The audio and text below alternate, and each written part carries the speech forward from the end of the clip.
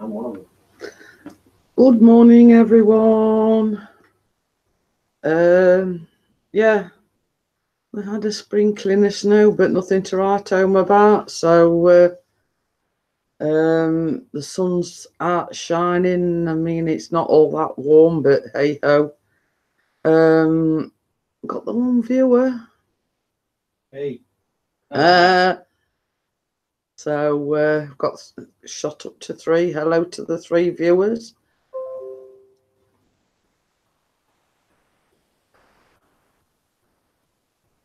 Hey, CCTV user again. Hey, are you? It's all right. I'm just adjusting the volume thing because, yeah, and it made another one. It's getting a regular habit. Can't get on yet. It's still watching the advert. Sorry about that. Good job I can hear you. Welcome to the 4 viewers, by the way. Yes. As the title suggests, yet again, a son's made us proud. Came home with a certificate yesterday. Hi, Carla. How are you? Yeah. And the certificate that he's come home with isn't actually associated with his schoolwork, but we have got parents' evening later on. So, yeah, we've got parents' evening later on, but I'm just going to show you what he came home with. I don't know whether you can see. Came home with a certificate, and it's something that he's been doing for quite a while, and it's like touch typing. Now, you know, it's aimed at helping him sort of with his dexterity and everything. And I mean, it says Certificate of Achievement. Callum Pickering has successfully completed the Type Quick course and achieved, and this is the good thing about it, a speed of 32.15 words per minute and an accuracy of 89.11%. Now that is something to be proud of. You know, same as I said, some secretaries would be very proud of that. You know, 32 words per minute and an accuracy of nearly 90%. You know, and that ain't bad for somebody that's, you know, got problems with dexterity and hand-to-eye coordination. And when I saw it, I sort of just sat there and I went, wow, you know, 32 words a minute. Quick question, can you look up whatever? I don't know anything about time lapse, so I mean, you're asking the wrong question or wrong person here. Hiya, Craigs, how are you?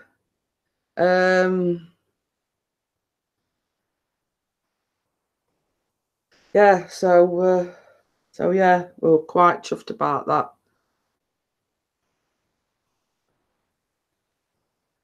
Hiya, Kate, how are you? I mean, I have heard of time lapse before, but I know nothing about it. So, but yeah, you know, 32 words a minute, you know, and the aim of this touch typing thing is, I mean, I'll just show you, for instance. I mean, when I'm typing, I'm like with one finger, you know, and the aim of this touch typing thing is you've got to be sitting there going like this on the keyboard, not looking, and, you know, and an accuracy of nearly 90%. Hiya, Nick, how are you? Yeah, you know, I were astounded. 32 words a minute. I mean, you must be able to go some at that, you know, and it's it's called touch typing because, you know, you're supposed to sit there and not have to look at the keyboard and type away without looking at the keyboard. You know, and to attain 32 words a minute and an accuracy of nearly 90%, I thought, yeah. And yeah, I mean, we're just happy we could help you, Kate. I mean, Kate sent us a video. She'd got sort of supposedly her internet up and running, and it was just flashing on red, and she sent me the video, and I says, well, you know, I ain't got a clue. So I actually sent it over to Pixie, and I says, well, you watch it and see what you think. So we actually looked it up on the internet. Yeah, I know that feeling, Nick, as well. Same, I've had terrible earache. You know what I mean? It's sort of, yeah. Same as I said. I mean, not being funny or anything, but a lot of secretaries that are in secretarial jobs would be proud of that. 32 words a minute. You know what I mean? It's something that, same as Craig's has just said, that could be really useful for it. And same as I said, you know, I'm like this when I'm typing, one finger typing me. You know what I mean? So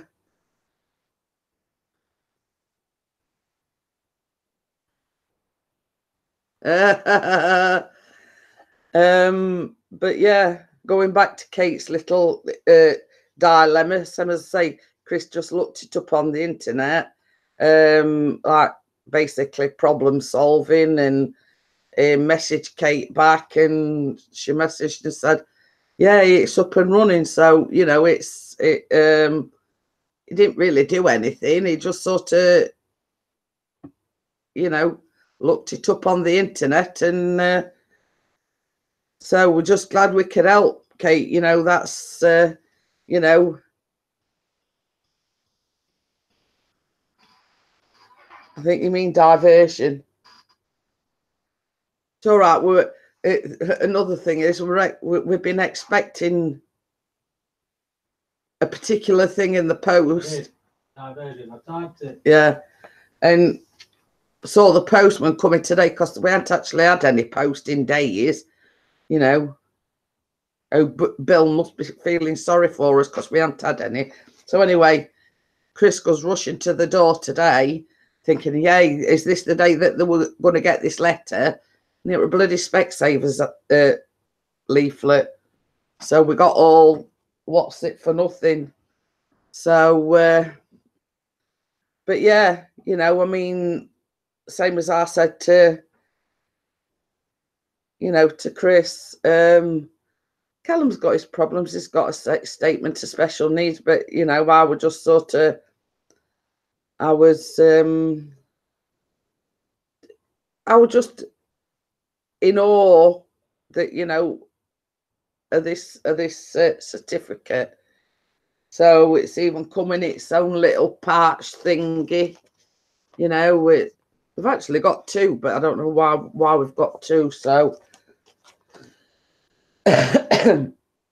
plus we've got parents' evening later on. So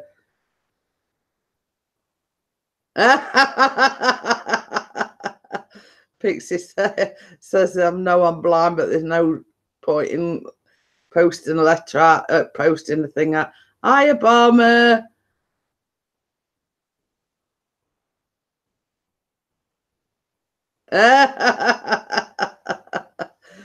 Oh dear.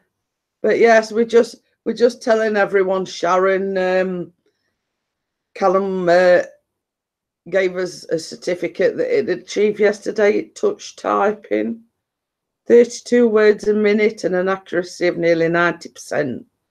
So, you know, I'm sort of advertising the fact that, yes, we're very proud of him. You know,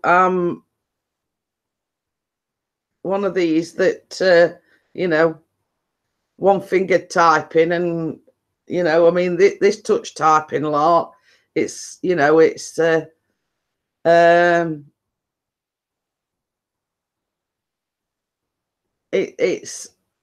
you can't look down. You sort of there, you know, typing away, but you can't look down. So, and that's why it's called touch typing.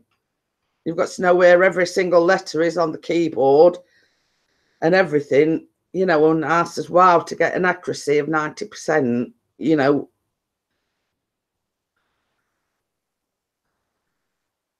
Oh, Craig says a lot of phone cameras can do time lapse. I have an iPhone 7. It's what you see. I know what it is, but I mean, it was like at Christmas.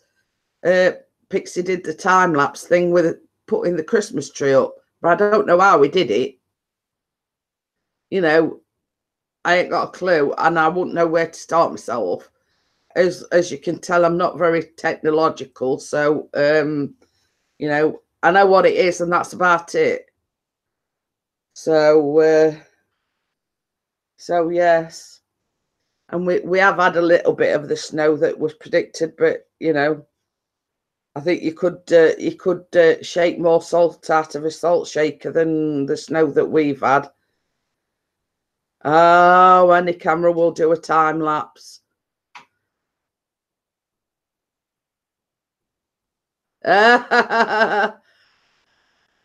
Yeah, same as I say, there's a lot of things that, you know, he has problems with, but and another thing as well, his application's gone off to the college. So he did say the other day that I sort of expected it sort of being weeks and blah, blah, blah. But he said he should know within a few days. So the next stage is basically once his application's shot off to the college, he will get, they like do an interview. They ask him in for an interview. So that's another thing, you know, is awaiting a response from the college. And then, same as I say, the next stage is going in for an interview.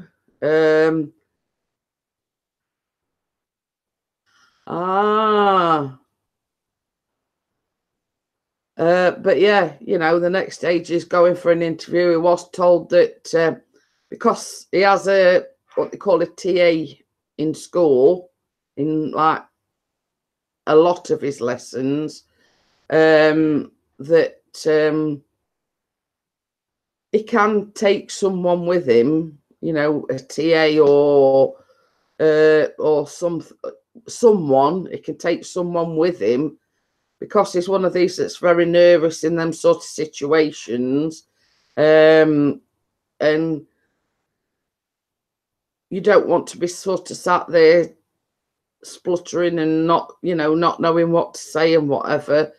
But because it is like a job interview, but obviously it's an interview to get a course on at the college. It's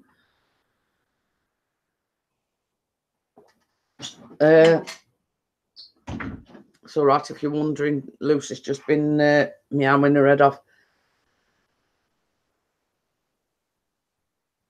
Yeah, Barmer says they predicted 5 inches of snow here yesterday. We might have got 5 little flurries the night before. All the schools were all closed. Many businesses. Yeah, same as we've said. I mean, they sort of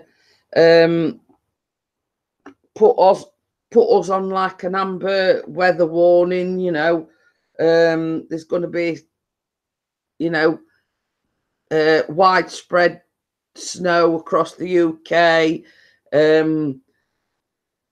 You know, please be sort of aware that, you know, blah blah blah. Some as I say, it was snowing a little bit here this morning, but you know, it's what we call a dusting of snow. You know,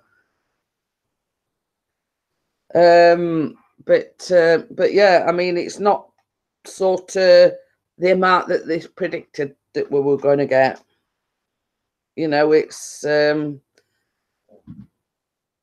mean, same as Pixie says, it was actually snowing this morning when we got up, but the sun's come out, so it's probably gone by now. I mean, I did notice a little bit on the shed roof, but yeah, I mean, it's been sunny here. It's gone a bit overcast here at the moment, Kate. But yeah, it was glorious sunshine. So yeah, it did snow a little bit this morning, but I mean, the UK sounds like it's same as in America. You know, this sort of scare tactics saying, "Oh, it's gonna be on an amber alert and watch out for bad snow and everything," and we've had nothing to write home about.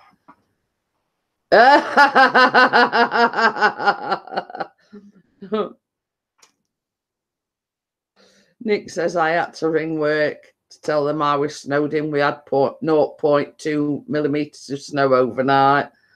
But yeah, you know, I mean, when we came down this morning and Chris says, "Oh, it's snowing." So Callum says, "Does that mean I ain't got to go to school?" "Well, school be closed." And I went, "Callum," I says, "it's, you know, I've seen more dandruff than we've had snow." You know, it's a case of, you know, they see a few flurries of snow and think, you know, everything stops for tea. So yeah. Oh, and we were watching Good Morning Britain today. Okay then, Carla, thank you for joining us, and I do appreciate you coming in. I do know it's early over there. We were watching Good Morning Britain, and obviously Piers Morgan's on Good Morning Britain. I mean, personally, me and Chris, neither of us like him, but anyway, it will going on about what's with all this with celebrities posting selfies after, sort of while they've been in hospital or after they've had an operation, because Andy Murray, the tennis player, had posted a selfie, but like in the corner of the page, because he's had to go in for hip surgery, I think, and it was pulling Andy Murray to pieces because he'd posted, like, there's a picture of him sort of in his hospital bed, but then like in the corner there was an x-ray picture, and I think it were basically to show people where he'd had the surgery. But Piers Morgan were taking the mickey out of him because it's shown you, how can I put this politely, you know, the male genitalia, and it were basically taking the Michael out of him because he put this x-ray picture up and it did outline, you know.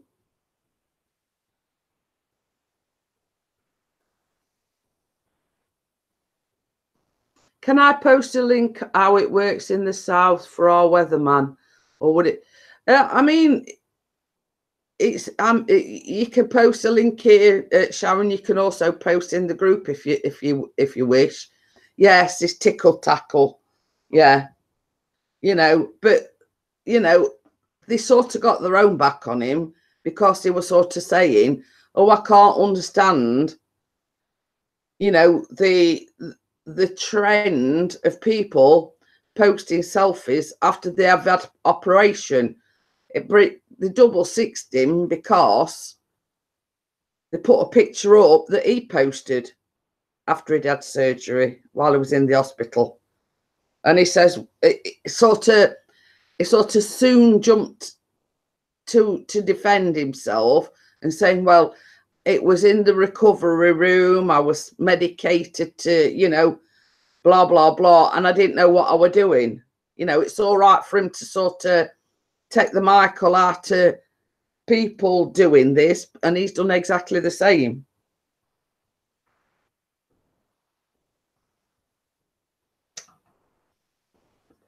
But I flyer, how are you? But yeah, he did proceed to sort of take the okay then, Sharon. Same as I say, you've got a wrench, so I mean you could have posted it here, or you know, but yeah, you know, he was sort of pulling people down for posting. I'll just move these because it's Callum's clean underwear. But yeah, he was pulling people to pieces, taking selfies sort of after they had operations or while they're in hospital, you know, and he's done exactly the same.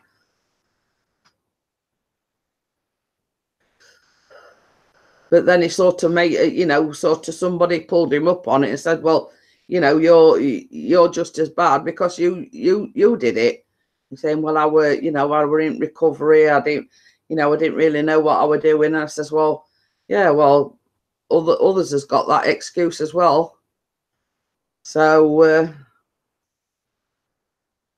yeah, but you see, another thing that is sort of got a rap on the knuckles for is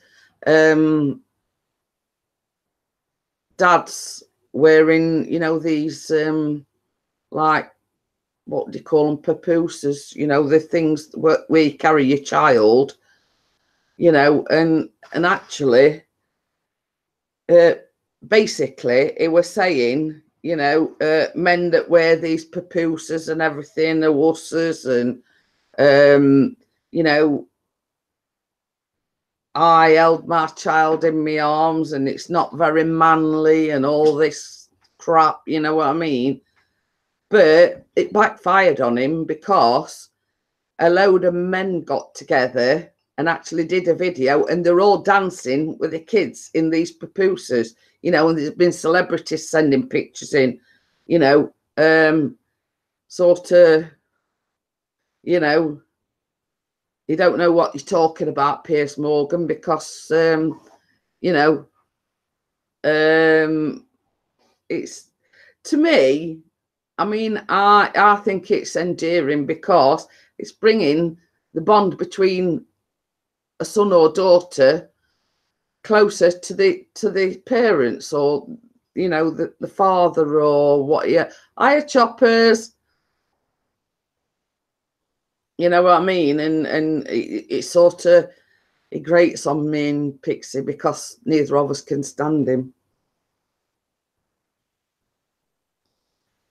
It's so self-opinionated, and it's like, to me, he sits there in front of the camera, but it belittles everyone that's there with him. You know what I mean? And that's what I can't stand about him. He's all high and mighty. It's like he takes the, you know, Richard Arnold, he takes the right Mickey out of him, you know, and everybody else. Oh, hope she gets better soon, Tina. I think the cold thing's doing its round. Same as I say, I've sort of been sneezing and then I've had earache, and you know, but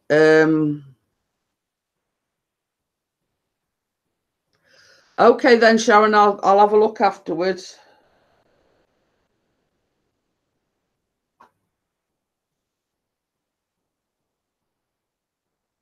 So yeah, you know, I mean, but it is, you know, I mean, probably the guys in America or choppers don't know who the heck I'm talking about when we're talking about Piers Morgan, but you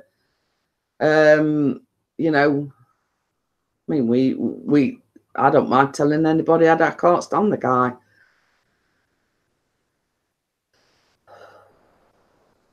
You know, I mean,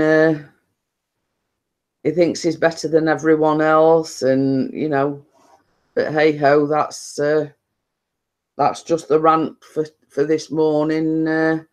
You know, you know, can't stand Piers Morgan. Never have done, never will do. Yeah, well, we'll say it was when just after the segment had come on about Andy Murray, he got a I don't know, a tweet or whatever it were from Andy Murray, you know, about it, and same as Craigs has just said, his biggest mistake were responding to him. Yeah, can't fault you there, Nick. I agree. Yeah, I did see that you'd posted a like a short vlog about, you know, this is what you can win, and that, you know, I think you'd be one of many, Nick, because some as I say we can't stand him. It is an English guy, and name's Piers Morgan. Just Google it, and nobody likes him. And you know, how can I describe him? He belittles everybody, and you know, like he's on like a panel with three other people, but at some point he has a go at them and belittles them and takes the Michael out of them, and it's just, he belittles everyone. He thinks he's better than everyone. Hiya Centroid, how are you? Nice to see you on the Canadian Drone Hub yesterday. And I sat there laughing, well, tittering to myself, because as many of you know, I posted a vlog yesterday of how to make cottage pie. And as soon as Centroid saw me, and he went, you know, he says, oh, Jeanette did a cottage pie vlog. He says, I sat there drooling as I were watching it, and I just sort of had to laugh to myself. Oh, I'm getting a Dragon Egg trophy as well for the winner. Oh. But yeah. And funnily enough, and I had to laugh to myself this morning. I always check on like the analytic part, and you know, on the video manager and everything. I got up this morning, and you know, like when you monetized, at side of each video you like get a $sign saying, like, you know, it's monetized. You know, you can include ads in it and everything. I got up this morning and it says not suitable for advertisements, request a review. So basically, until YouTube have reviewed it and classed it as suitable for monetization, any ad revenue off that video, I won't get anything, if you know what I mean. So I sat there in amazement thinking, well, what the heck is wrong with the cottage pie video? I'm showing people how to make cottage pie. You know, why do they deem it not suitable for advertisement? It's a how-to video. You know, it's not as if I'm sort of sat there and effing and jeffing in every single word or anything like that, or sat there butt naked making it. You know what I mean? This is what amazes me about YouTube.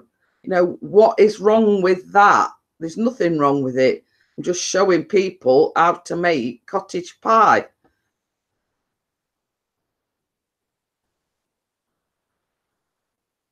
Yeah, but you see that it weren't Dr. Oetker, actually, it were Lidl. But, you know,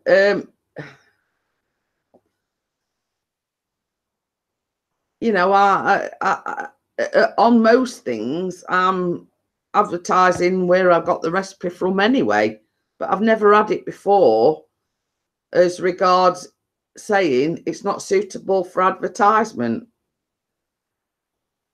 You know what I mean? Same as I say, I could understand it if I was at the, you know, Naked Chef or every other word were F this or F that. I mean, yeah, I could understand it then.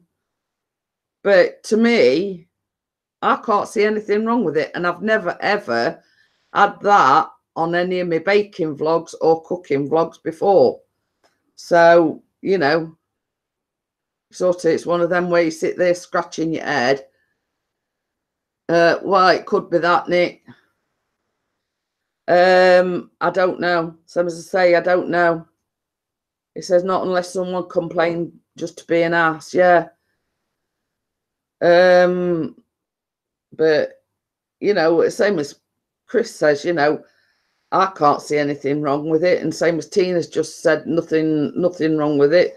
But same as Nick said, it could be somebody that's, you know, just for the heck of it, reported it for some reason or other.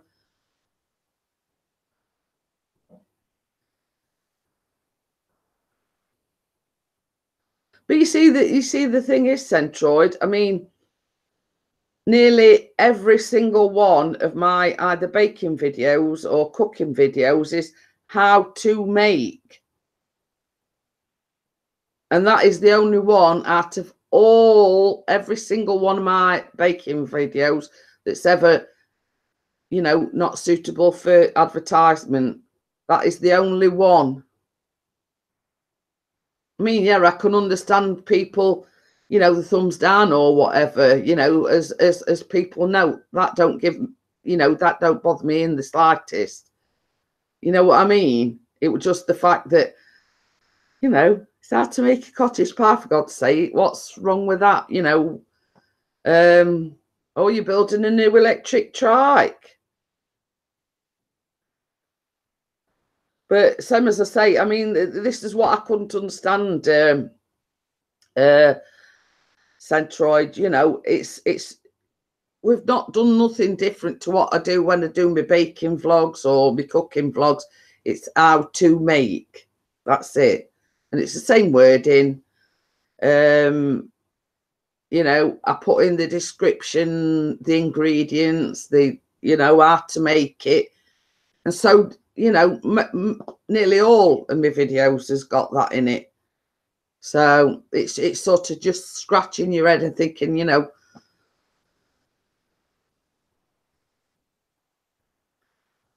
yeah, I mean, oh, 26-inch mountain bike wheels.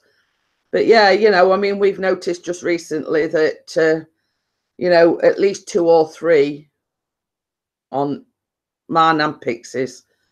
And it seems as well that it's certain people that are associated with us, if you know what I mean. Hey, Flying Monkey's here. You know, but yeah, same as we've said. I mean, obviously it's the same people going and giving the thumbs down. You know, we've got a hi Darren, how are you? We sort of got a rough idea of who it might be, but you know, if you're watching this, just to let you know that you're wasting your time, because you know it's a case of, does this face look bothered? But yeah, you know, you should know that person or persons should know by now. We couldn't give it, you know, flying monkey. Sorry, excuse the pun, flying monkey, but we couldn't give a flying monkey whether you give us thumbs down or thumbs up. You know. Yeah, Pixie's channel, aerial views and histories. Noticed he had thumbs down on because, yeah, Pixie with the same Centroid. He was doing the OBS thing the other night, and sort of I always watch on my phone with earphones in and everything. And I sort of said to him before it started, I says, you've got a thumbs down. I says, even before you've started. So, okay then, choppers. But yeah, you know, I mean, same as Centroy's just said, real views and histories, had it got a thumbs down even before they'd started. Pixie had that the other night. He had the same problem. So, yeah, I mean, it's like this, Darren. I mean, there's certain people out there, yeah, I get it, you know, they don't like us. You know, I don't give a monkeys whether you like me or not. I'm not going anywhere. You know, you can thumbs down me as much as you like. I mean, we were having a spot of trouble a while back, and on one of the live streams, I got 16 thumbs down. Now, you know, that don't bother me. It's just some people are so small, petty-minded that, you know, they think it bothers you that they give you a thumbs down, but it don't. So, you know, I mean, Equinox, Nick's just said he had a thumbs down on his last video. I think it's the same person, to be quite honest with you. AZ, I ain't got round to watching your chocolate video yet. Pixie's watched it.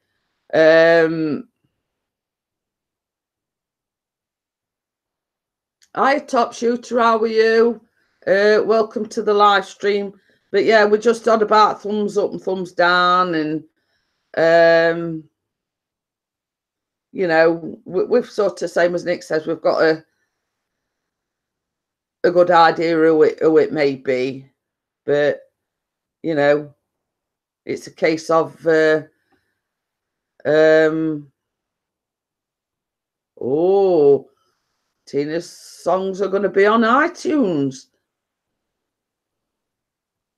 Yeah, that's it, Nick. You know, I mean, same as I say, I couldn't give a stuff. You know, thumbs down, thumbs up. It don't bother me. And the only thing I can say to them people, if they are watching, you know, that $sign's there in the chat. That's all I've got to say. But this is the thing, you know, I'm just sort of saying, you know, I mean, you've got people that are jealous out there, and that's all it boils down to, jealousy. You know, jealousy. And if them people that are thumbs down in, and they probably already gave me a thumbs down anyway, you know, you know, I've got that $sign down there.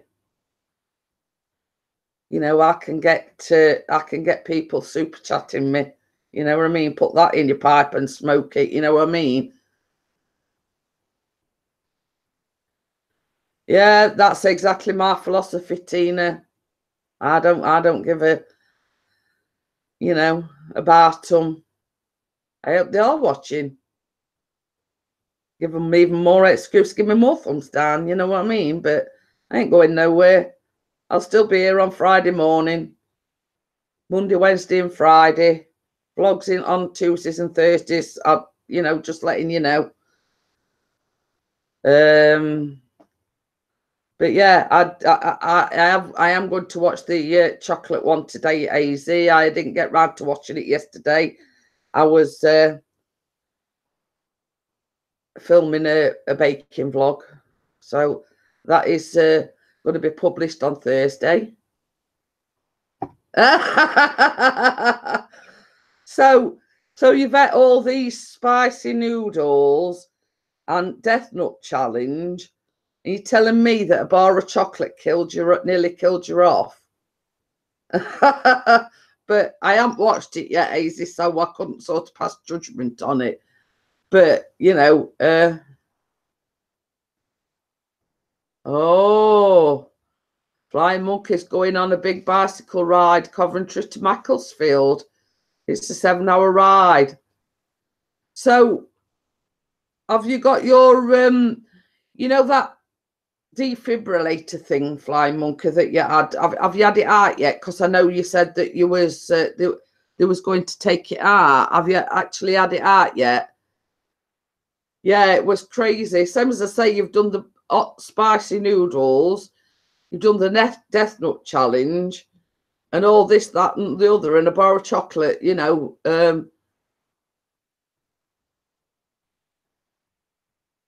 yeah, my philosophy's exactly, Nick. And funny thing is, I mean, it's sort of, in no uncertain terms, it's making it obvious, because anybody that's associated with Pixie and myself, you know, they're getting the thumbs down as well. Anybody that associates with us, it just seems coincidental that people are going around giving the thumbs down to people that are associated with us. Oh, is there another one, AZ? Okay then, Centroid.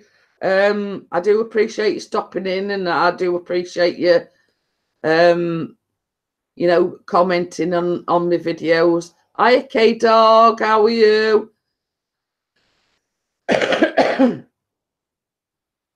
Says, "Hey, beautiful. I don't feel very beautiful this morning. I feel, as we say, oh, Bella's here. As we say in the UK, I feel as rough as a butcher's dog." Got a little bit of a, you know, sore throat, and I keep getting a touch of earache, but I'm here. Bing bong in the house. Oh, you did a live stream, did you, last night, Tina? We see Pixie were going to go live. He didn't feel very well yesterday. I sort of weren't feeling on top form, so we sort of just had a relaxing night. I watched my programs. He sort of were tinkering about on his PC and watching things on his PC. So we sort of just had like a relaxing night, because you see, Pixie watches Netflix, and you know, we don't tend to watch it on the telly, even though we've got it on the television. But because I like my soaps and I watch Olby and all this, that, and the other,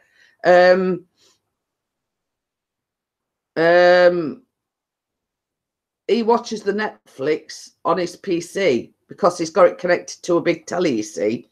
So it's like watching it on telly, but he's watching it through his PC, if you know what I mean. So, I mean, did you want to come up on the panel, Bella, or are you up to it yet? Or are you just wanting to stay in the chat, you know? Hiya, Kate, how are you? You're good. Your other half with Justin. I mean, I don't know whether he's still here or not, but Hazy's just been in. We're on about the hot. It is hot chocolate, but it's a chocolate bar. Okay then, Bella. But yeah, we sort of just had a night away from everything last night. Same as I say, I watched my soaps and you know, watch my programs. Okay then, Tina, see you later. I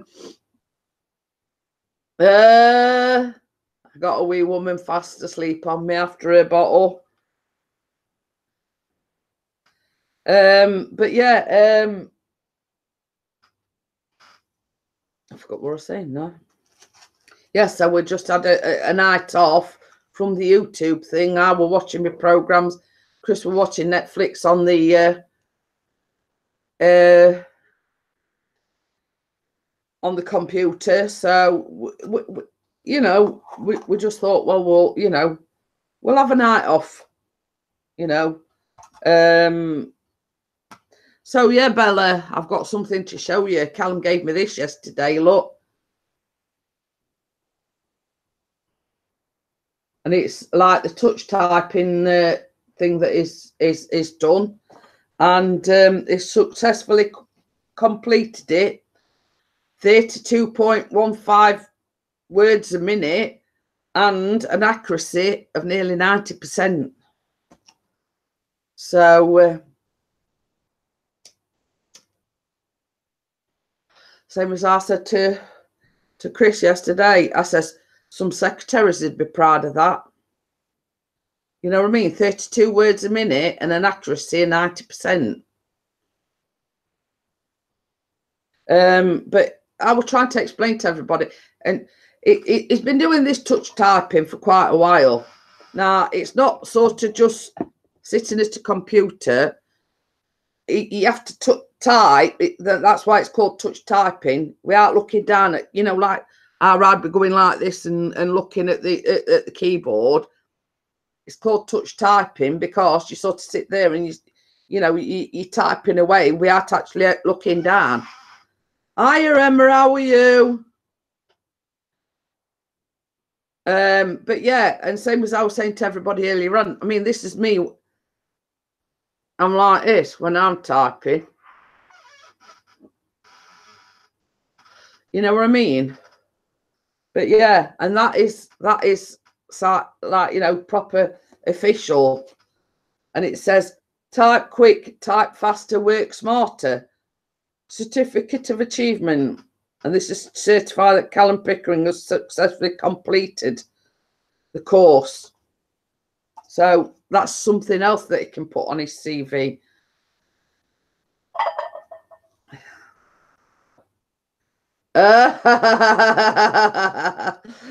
Pixie's just put a sample of his touch typing in.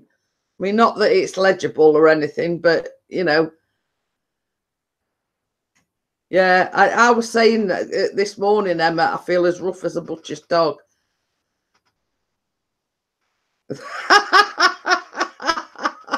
That makes me laugh. Feeling crap, tired, full of cold, but I'll pull through. But yeah. And that is why I put we are proud parents, because I sort of sat there reading it in amazement. You know what I mean? You know, he's a 16-year-old lad. You know what I mean? 32 words a minute. I mean, same as I said, some secretaries would be proud of that. So it's another string to his bow. It's something that he can put on his CV. He's done touch typing or whatever you call it. It can do 32 words a minute. You know, that can be put in the in the portfolio, let's say, for few, you know.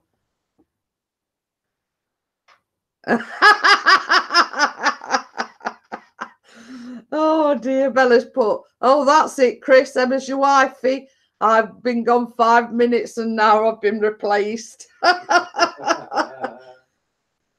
sorry, Sharon. I'm falling asleep, so I'm going back to bed before I fall out of my wheelchair. We don't want that. We don't want to dial 911 and send somebody to rescue you. So thank you for coming in, Sharon, and I do appreciate you coming in.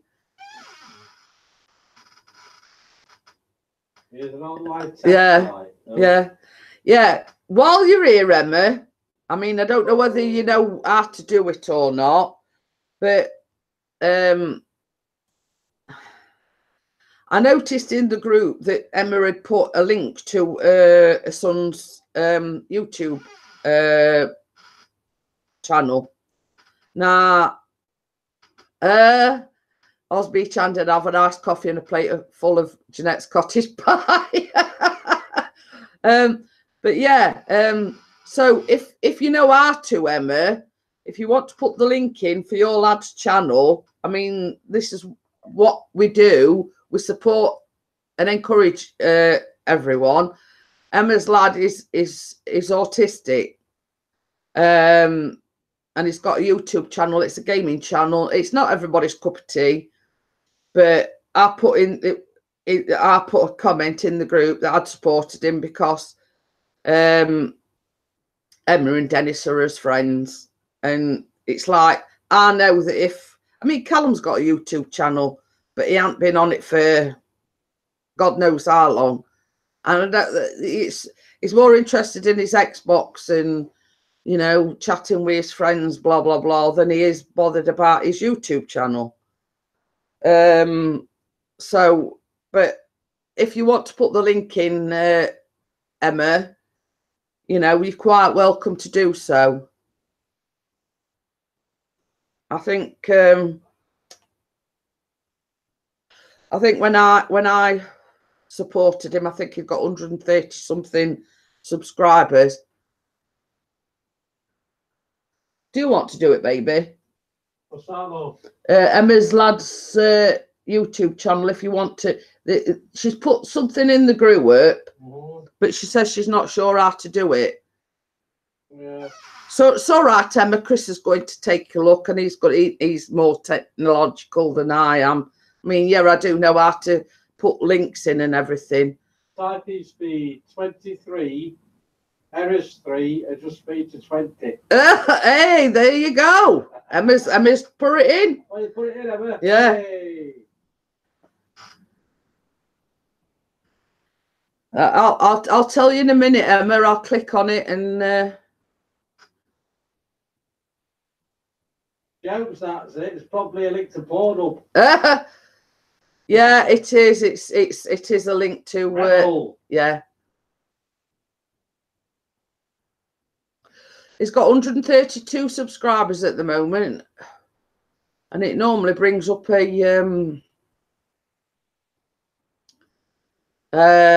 link, a thing. It's got one more now. I've lost my chat and everything now. So normally I clicked on it. It normally brings up another page, but I clicked on it and I've lost my chat and everything now. I'll be with you shortly. You'll have to keep me abreast of what's going off in the chat until this thing's so slow.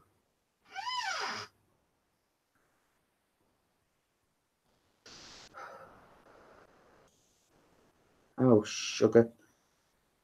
Saying resume hangouts. I didn't even know it had gone off. Have I gone off?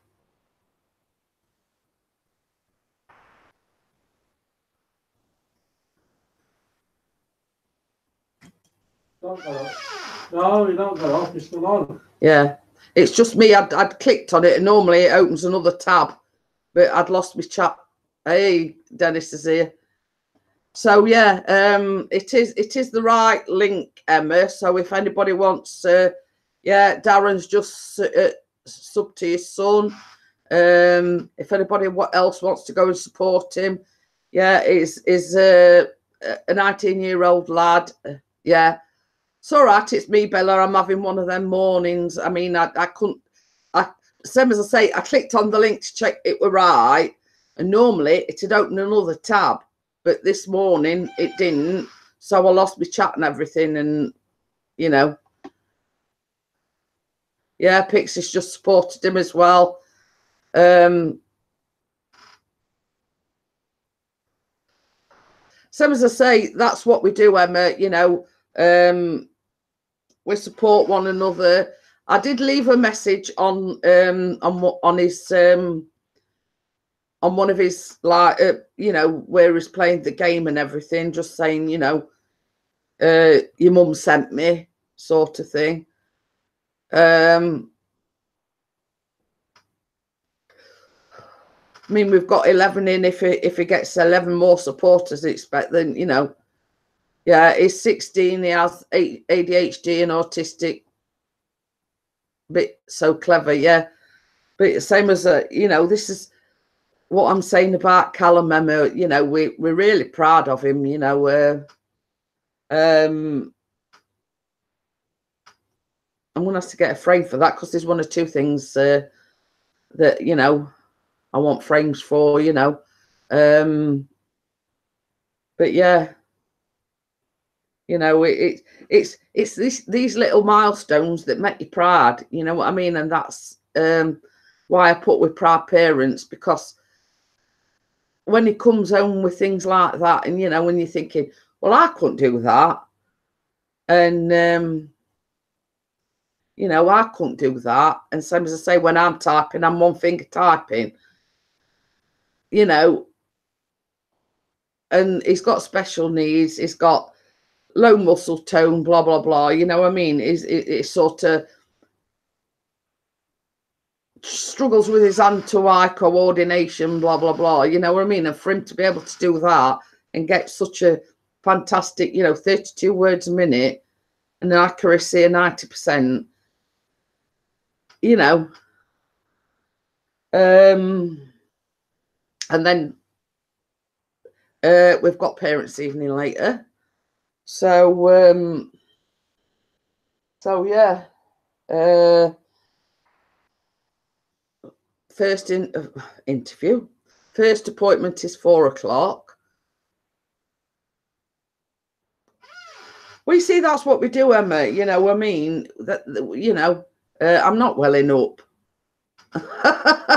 Although you might think I'm welling up, I'm not. I'm just proud of him. You know what I mean? Against all adversity. I mean, I think Emma will, you know, understand what I'm talking about. Against all adversity, he's doing so well. His application's gone off to college. The next step is he'll be going for an interview. But I mean, I'm sure Emma and Dennis and Pixie and Bella and everybody will agree with me. You know what I mean? It's you are proud. You're proud of what they've achieved. You know,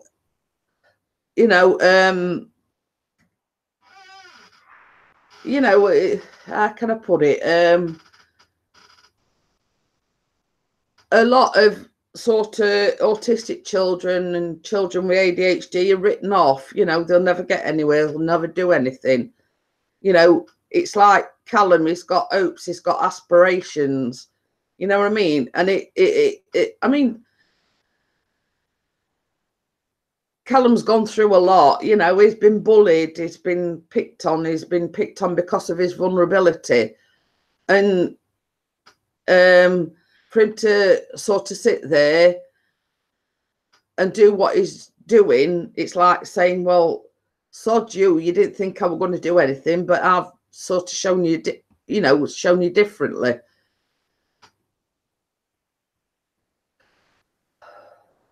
You know what I mean? It's he knows where he wants to go. He knows what he wants to do. Yeah, he might struggle along the way, but it's like any parent. Well, majority of parents only want the best for the children, like I'm sure Emma does and Dennis.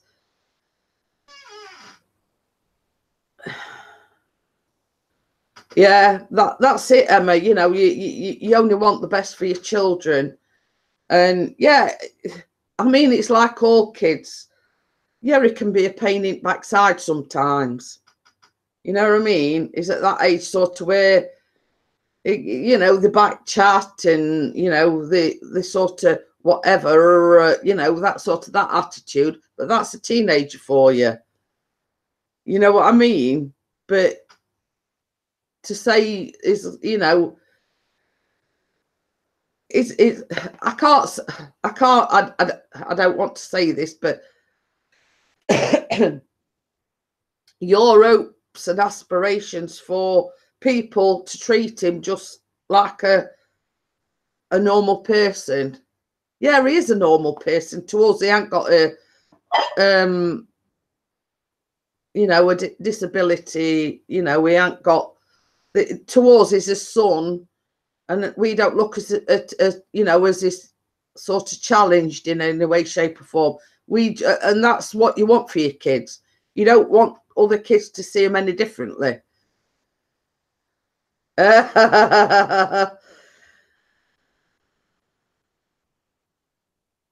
but yeah, you know, it is. I mean, same as I've said. I mean, he wants to go to catering college, and I've always said, well, Jamie Oliver started out somewhere, Gordon Ramsay started out somewhere. You know what I mean? It could be the next Gordon Ramsay or Jamie Oliver. You know what I mean? And the fact that he has got learning difficulties makes it all the more poignant, let's just say. You know what I mean? That through all adversity and everything, he's made it.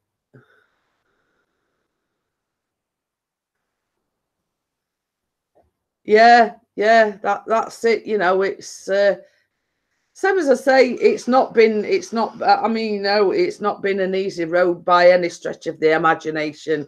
You know, he's been bullied. He's been picked on because of the vulnerability. You know what I mean? But he's come through it.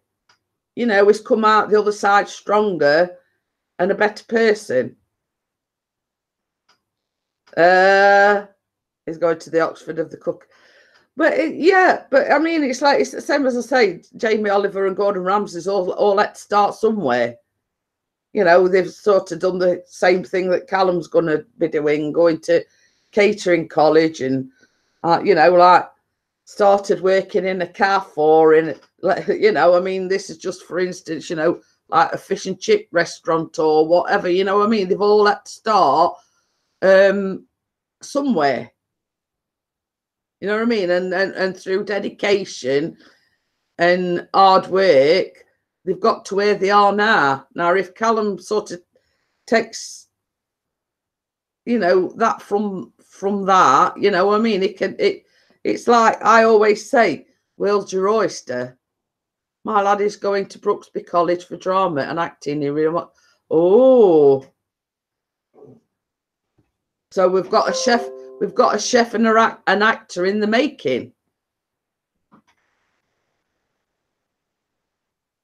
So I can act like I'm a chef. You know what I mean? It's oh, I forgot to take a picture of the pies that I cooked last night or night before it. I could have shown Dennis how to do it. What? Right. Pies. Yeah. So yeah, just going back to the cookery bit, I did chocolate chip cookie cupcakes, and that's going to be published tomorrow.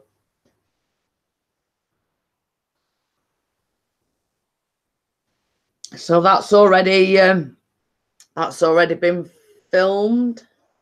That's going to be published tomorrow.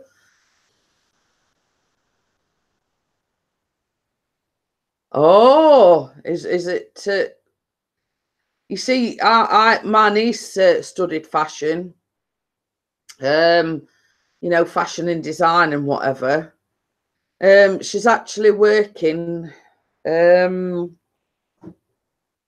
I think it's Boohoo. Anyway, I think it's them that she works for, but she's sort of gone in right at the very bottom, which that's what you've got to do. You know, she's been to college, she's been to university, blah, blah, blah. You're spoiling it for everybody now because you're giving them a sneak preview. Sorry. So now we're spoiling it. The cupcakes that I made, by the way, that are not being published till tomorrow. But obviously, Mr. Pixie's given you a sneak preview. And they're nearly gone. Yeah, and they've nearly all gone. So yeah, so I'll be filming another one at the weekend. The one that I'll be filming at the I'm actually hoping to film a couple at the weekend. Spiced apple cake, and another one that I want to do at the weekend as well is chocolate. I'll tell you in a minute. chocolate chip shortbread cookies as well. So they the two that I'll be doing at the weekend. Obviously to be published on Tuesday and Thursday next week. So one is spiced apple cake and the other one is chocolate chip shortbread cookies. So yeah, I mean, and I have sort of researched a few more. One is apple crumble cake. And this might interest, I think it was Emma that asked me, luxury millionaire shortbread.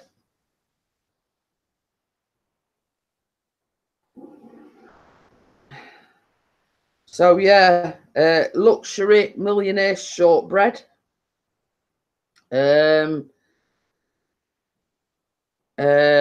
White chocolate brownies. You see, Callum's say pretty similar, Bella. He's not an extrovert and he's not an introvert, but he's sort of got just certain friends. They're very few, but he does have friends. And while I'm thinking about it, I actually, because people were asking me about wheat-free and gluten-free stuff, can you do any wheat-free or gluten-free baking? So I've actually downloaded a gluten-free lemon drizzle. So there you go. So they a few that's in the pipeline at the moment.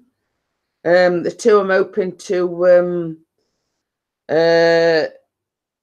do this weekend is the spiced apple cake and the chocolate chip shortbread cookies.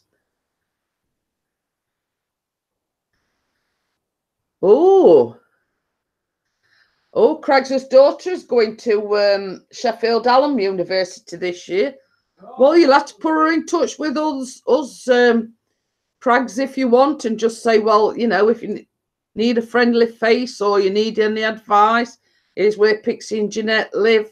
Me and Crags did come over with Steve the other week, so you know, you can make us the go-to people. You know, I mean, if she's in a bit of a bind or just wants a friendly face and somebody to talk to, you know what I mean? Okay, then, Bella, see you later. Bye, Thank you Bella. for coming in. Bye, Bella. But yeah, I mean, obviously, I mean, your mum and your dad are your first go-to people. But what I'm just saying is, with it being local to us, I mean, if she just wants to come and have a nat, to come and have a coffee, or you know, I'm having this problem or I'm having that problem, you know what I mean? Just tell us to come and see us and, you know, we'll try and sort it out. So, you know, I mean, there's two universities. There's like the Sheffield University and then there's the Sheffield Hallam University. So, you know, it is quite a big city for the universities. The college that Callum's actually going to is like literally just down the road, 2 tram stops down the road. A man goes to Wizard and says, can you lift a curse that was put on me many years ago? Maybe, says the wizard. Can you remember the exact words of the curse? Man replies, I now pronounce you man and wife.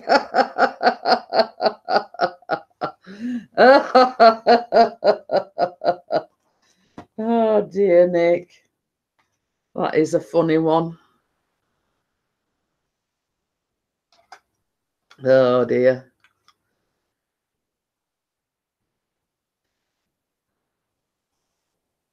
That is a funny one.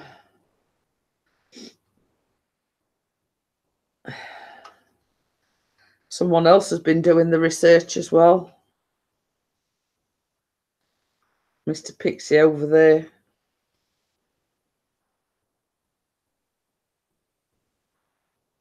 And it begins with D and ends with an E.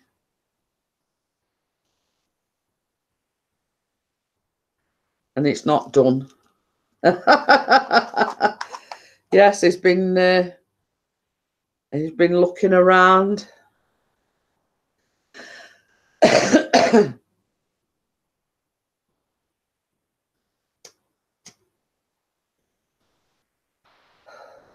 all right. All he kept doing me yesterday were, oh, I've seen this. What do you reckon to this?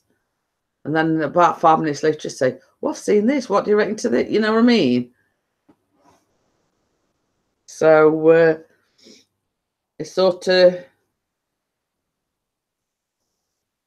he sees one. I mean, obviously, Pixie will tell you what they are because I ain't got a clue. I can't remember what they are. But yeah, you know, I'm tending to steer towards this thing, and then he sees something else, and I have an old horror movie. It's called My Wedding Video, but if you play it in reverse, it has an happy ending.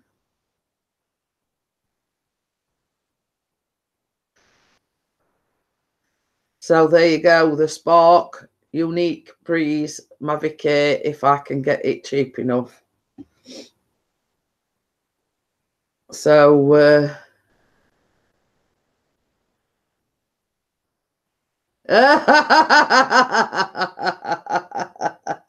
oh dear.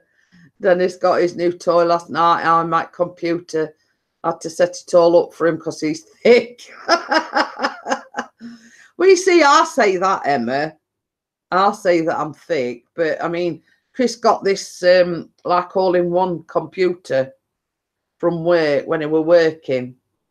Now, they were throwing it out. They didn't want it, but it was like all-in-one built-in thing. You know, there were no tower or anything. So anyway, he drops it off, I think, at lunchtime. So he went back to work, and I thought, right, I'll have a look at it, see if it, you know, because some things don't even switch on that he used to bring home from work. So I thought, oh, I'll try it. So plugged it in, fired up. So I thought, oh, well, at least it's working. I think that meant to say, no, you just wanted to play with it first, Emma. So anyway, I fired it up, it working, but it was like password protected. I thought, crap, what do I do now? So I does no more. I goes on YouTube. I typed in the make and model and everything, and how to put it back to factory reset or whatever. But the first hurdle to get past this, password, to like literally do anything with it, you got to get past this password first. So I does no more. I types in on my phone, types in, you know, how do you bypass the password and get into do a factory reset. Sure enough, there was a, you know, I just like the make and model of it. You just type that into YouTube, and there was tutorial, and I'm there sort of on my phone trying to watch this and following, you know, following instructions on what to do. Lo and behold, boom, Bob's your uncle. I'd put it back to factory resetting.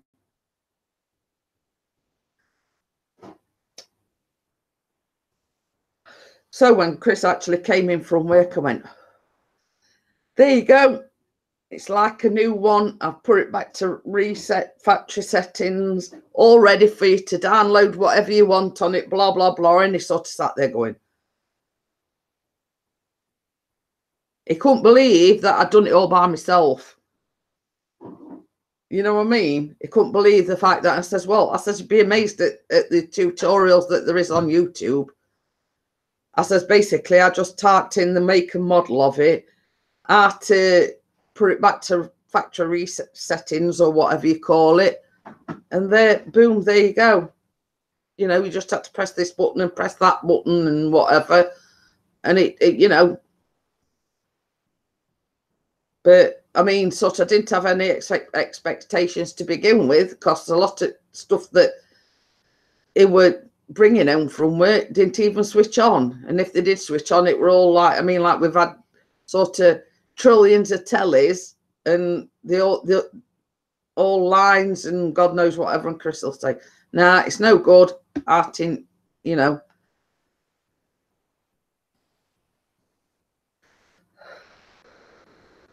Well, why have a dog and bite yourself? I'll, you know, you can edit for me. You know what I mean? It's but yeah, I were astounded at myself, actually, that I managed to do it, because I didn't think in a month Sundays. I'm what me and Bella call technophobes. You know what I mean? Right, no more cakes for you then.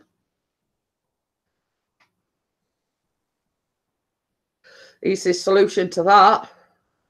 You're going on strike, no more cakes. So you know, that was soon you know, sorted that one out, didn't we? We was going on strike doing editing. I'm going on strike from cooking, baking.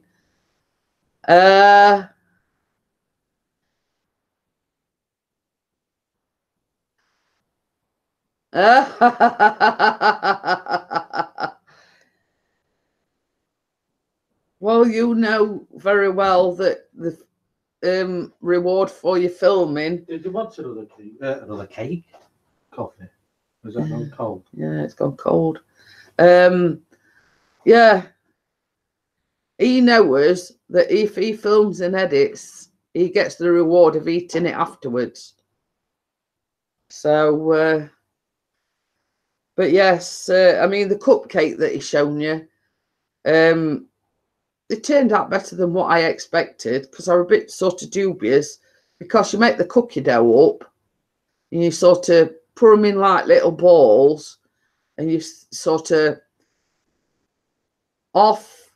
you make 12 balls, and you actually put it in, you put a bit of the cake mixture in, drop this dough ball in, and then cover it over with rest of cake mixture. Now, I were a bit dubious of that, and I thought, well, it's raw cookie dough. But actually, while the cake's just cooking, it actually cooks the dough inside of them. And I was pleasantly surprised at how well they turned out. The only sort of mistake I made for the cookies on top, I mean, they're only supposed to be like a 10p size cookie, but I must have made my dough balls a little bit too big, because like I've got like not full size cookies, but not small cookies either. They were sort of somewhere in between. So that's why they're cutting off, because a lot of them were like, I mean, you couldn't really just stick a cookie in top. So so yeah, but they turned out all right, and they were delicious.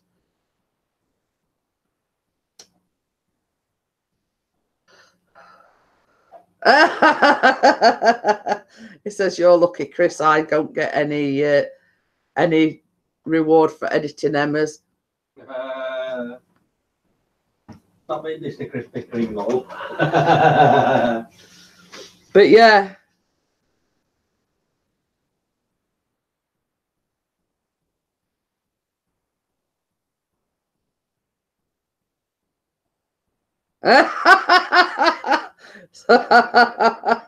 Just laughing at that, what Nick's just sent me. I remember who cooks the pies. Shut your face, Mr. McCullum. Remember who cooks your pies. But yeah, that's the one that I'm cooking at the weekend. That is the spiced apple cake. It's like a fruit cake, basically, but it's got apples and whatever in it. So that's I'm doing that at the weekend. The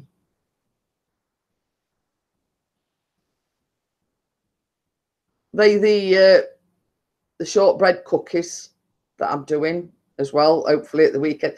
They really simple to do. And this one is one that I think Emma were talking about. Look at that, Emma. Luxury millionaire shortbread. Look at that one. Now that is luxury millionaire shortbread. Ooh. Yeah, that's right. He's crap, Chris. And Pixie were drooling at this one. That is white chocolate brownies. So these is just a few that's in the pipeline. This is another one. Apple crumble cake. So and this is the gluten-free version of the lemon drizzle. So that is like the gluten-free lemon drizzle. She says, "Oh my God." She says, "Oh my God, I'm licking the screen."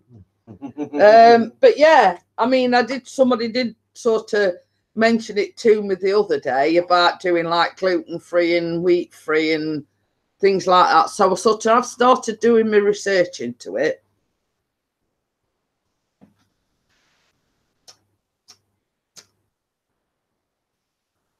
So, but yeah, when I came across that that gluten-free lemon drizzle, I thought, well, it's sort of yet another take on the lemon drizzle, but it's a gluten-free version.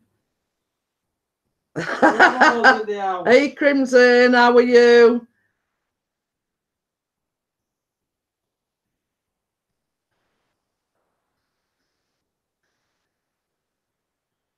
So we're just talking about future vlogs. I've got quite a few in the pipeline. So enough to be going on for the next couple of weeks, let's just say. So yeah, you know, I mean, there is sort of, yeah, that's right, Chris, but you will be ready for Christmas with your Pop, Bella and Santa Claus suit. Lol. Your Pot Belly and Santa Claus suit. I've got my Pot Belly now. Yeah, by Christmas. But I mean, there is like recipes I've downloaded and I've printed out, and then like I thought a bit after that. I mean, like I've downloaded like tea cakes and hot cross buns and things like that, and then oh, you know, I put on back burner. There were what was that one that vodka cheesecake, something like that, and I thought, well, I can't really do that because I'm a family friendly thing, you know what I mean? You print them off at the time and that you think it's a good idea, and then you think, well, no, I can't really do that. But yeah, I've got, same as I say, there but a few, you know. I've got sort of 1, 2, 3, 4, 5, 6, maybe 7, including which 7 including the gluten-free lemon drizzle. So you know, I have got quite a few in the pipeline, and my aim is at the moment to film vlogs and get in front with them so I can or I, not me, but Pixie can publish them on Tuesdays and Thursdays when I'm not live streaming. So did Crimson want to come up on the panel? I know it's been a while, so right, I've got itchy eye. Sorry about that. So yeah, so I'm sort of trying to, and I must say, Crimson, I've had quite a bit of positive bob cakes. Oh, I'll have to have a look for that, Emma. See if we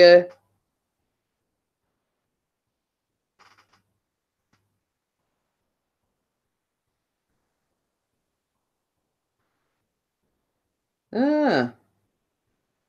It says they're called chocolate cracknel cakes.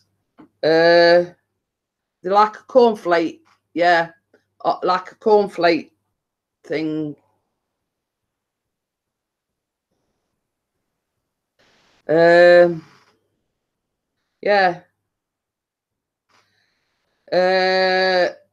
Yeah, they look like the cornflake things in chocolate.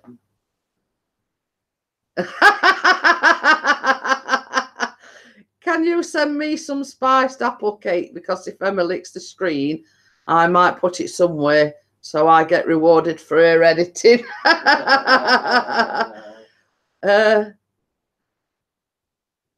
Well, you see, the thing is, Dennis, I mean, if you really want to get in Emma's good books, is you follow the recipe and you make it for Emma, you see.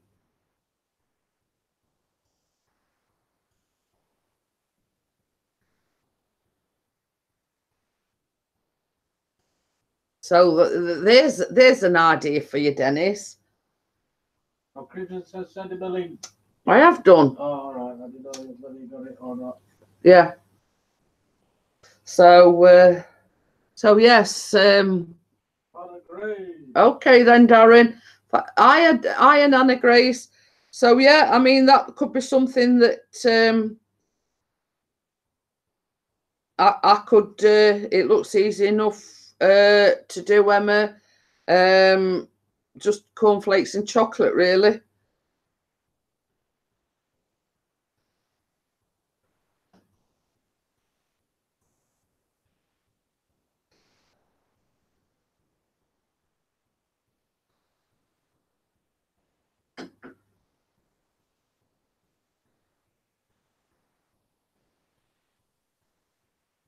You see this one here, it's like going into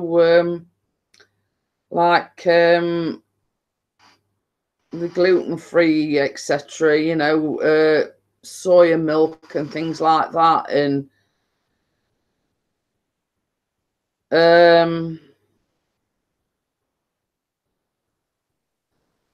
I mean, it's coming up here as like chocolate cracknel cakes.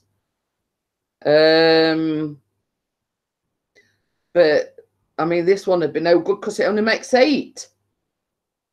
See? Well, it says it only makes 8. That's all right. 7 for me, 1 for you, and basically, cornflakes, golden syrup, butter, dried milk powder, and cocoa powder. That's basically the ingredients. So yeah, I mean that'll be another one that Hiya Kelly, how are you? Nice to see you here. I know it's early where you are. I have sent Crimson an invite, so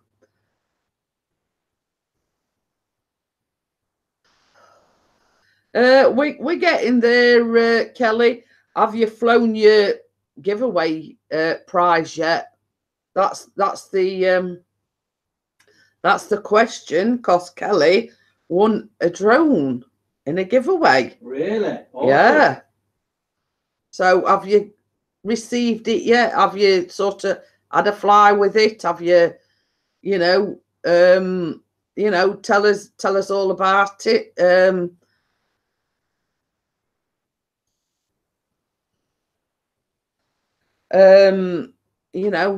Have you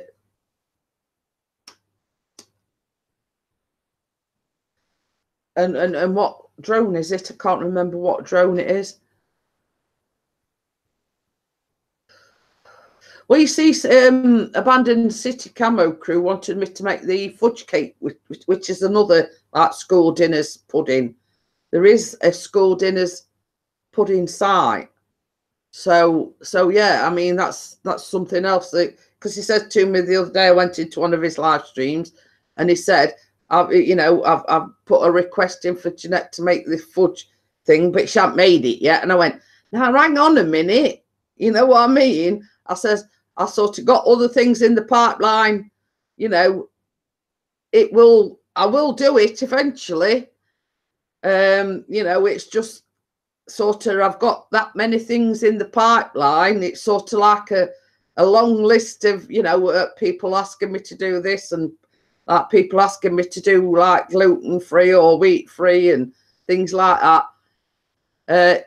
Okay then, Craigs, I'll see you later. Thank you for coming in, and I do appreciate you coming in. So as I say, just tell your daughter, you know, if she needs somebody to talk to when she comes to the university in September, you know, she needs a friendly face. We're here, you know, as doors open, you know. And to push if she's sort of struggling for somewhere to stay, you know, there's a spare bedroom. You know what I mean?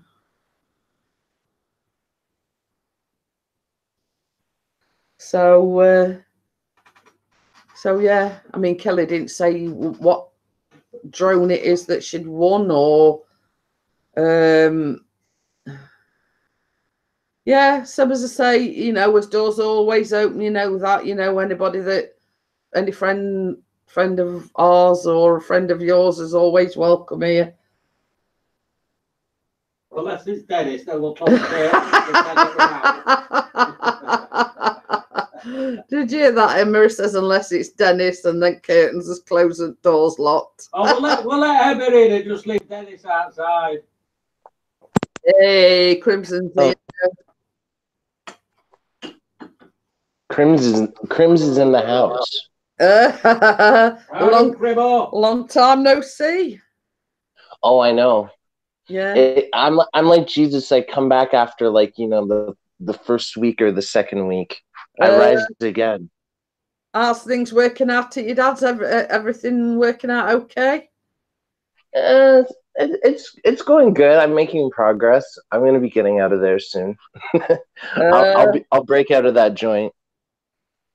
Yeah, but I mean, it's like this. I mean, it's sort of, you know, you had to get out your apartment, so, you know, your dad put you up, but it's nice to have your independence. Hi, Frozen Fury. Yeah, exactly. You know, it's just a small little step in the bigger scheme of things. You know what I mean? Yeah. Sometimes you have to move back home for a little bit to save some money.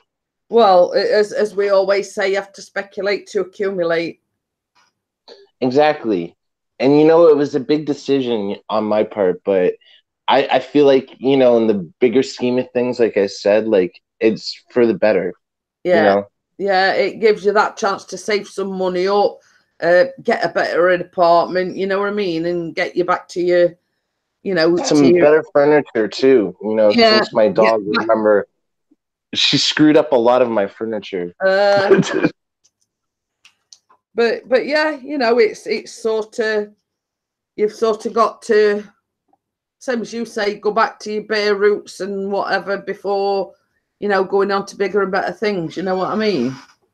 Exactly. You know, and, you know, the way I was doing things, I wouldn't have been able to do that. So it was good that my dad was able to, you know, accommodate. Well, that's it. That's it. Hey, Steve's here. Hi, Aerial Views. So just to show you the reason behind the title, Callum came home with that yesterday. Oh, nice. It's a touch typing certificate, and it says Certificate of Achievement. This is to certify that Callum Pickering has successfully completed the Type Quick course and achieved a speed of 32.15 words per minute and an accuracy of 89.11%. Wow. He's a typing beast. Yeah. Wow. I think you could type faster than I can. I had like the little finger. You know, I was saying earlier on, Steve, I'm one of these when I'm typing. Exactly. I'm the same way. But I was just trying to explain to everybody earlier, you know, obviously I've explained it previous, but it's called, oh, pardon me, I've just had a drink of coffee. It's called touch typing. The actual correct word for the course is touch typing. And it's one of these things where you don't actually look at the keyboard, you type away without actually looking down at the keyboard. Oh, it's like one of those programs, yeah, Yeah, like where and the it same as teaches you. I said, to get an accuracy of 90% is pretty damn good. Yeah, that is I'm good. like 32 words a minute. I remember learning from Super Mario actually. They have a typing game. And I remember Mario taught me how to type. It was called Mario Teaches Typing. Well, Nick put a link in earlier on, and that were like test your typing skills, and Chris did it. Obviously, I was live streaming, so. But yeah, I mean, same as I said, when you think about it, on the bigger scheme of things, a lot of secretaries would be proud of that. 32 words a minute and an accuracy of 90%. It's so true. Now a lot of days it's like, those kind of jobs are more and more prevalent because of like computers and technology and everything's online. And that's a good thing for Callum to have, like a skill. But same as I said, I mean, because of his muscle tone and his hand-to-eye coordination, that's why they suggested he do this course. But same as I've said, at the end of the day, it's another string to his bow. Exactly. When he's handing his CVs out, that is something he can put in his CV. He's done a touch typing course and, completed it, and 32 words a minute and 89% accuracy. There you go. Hold on. I'm just going to open up the chat. So,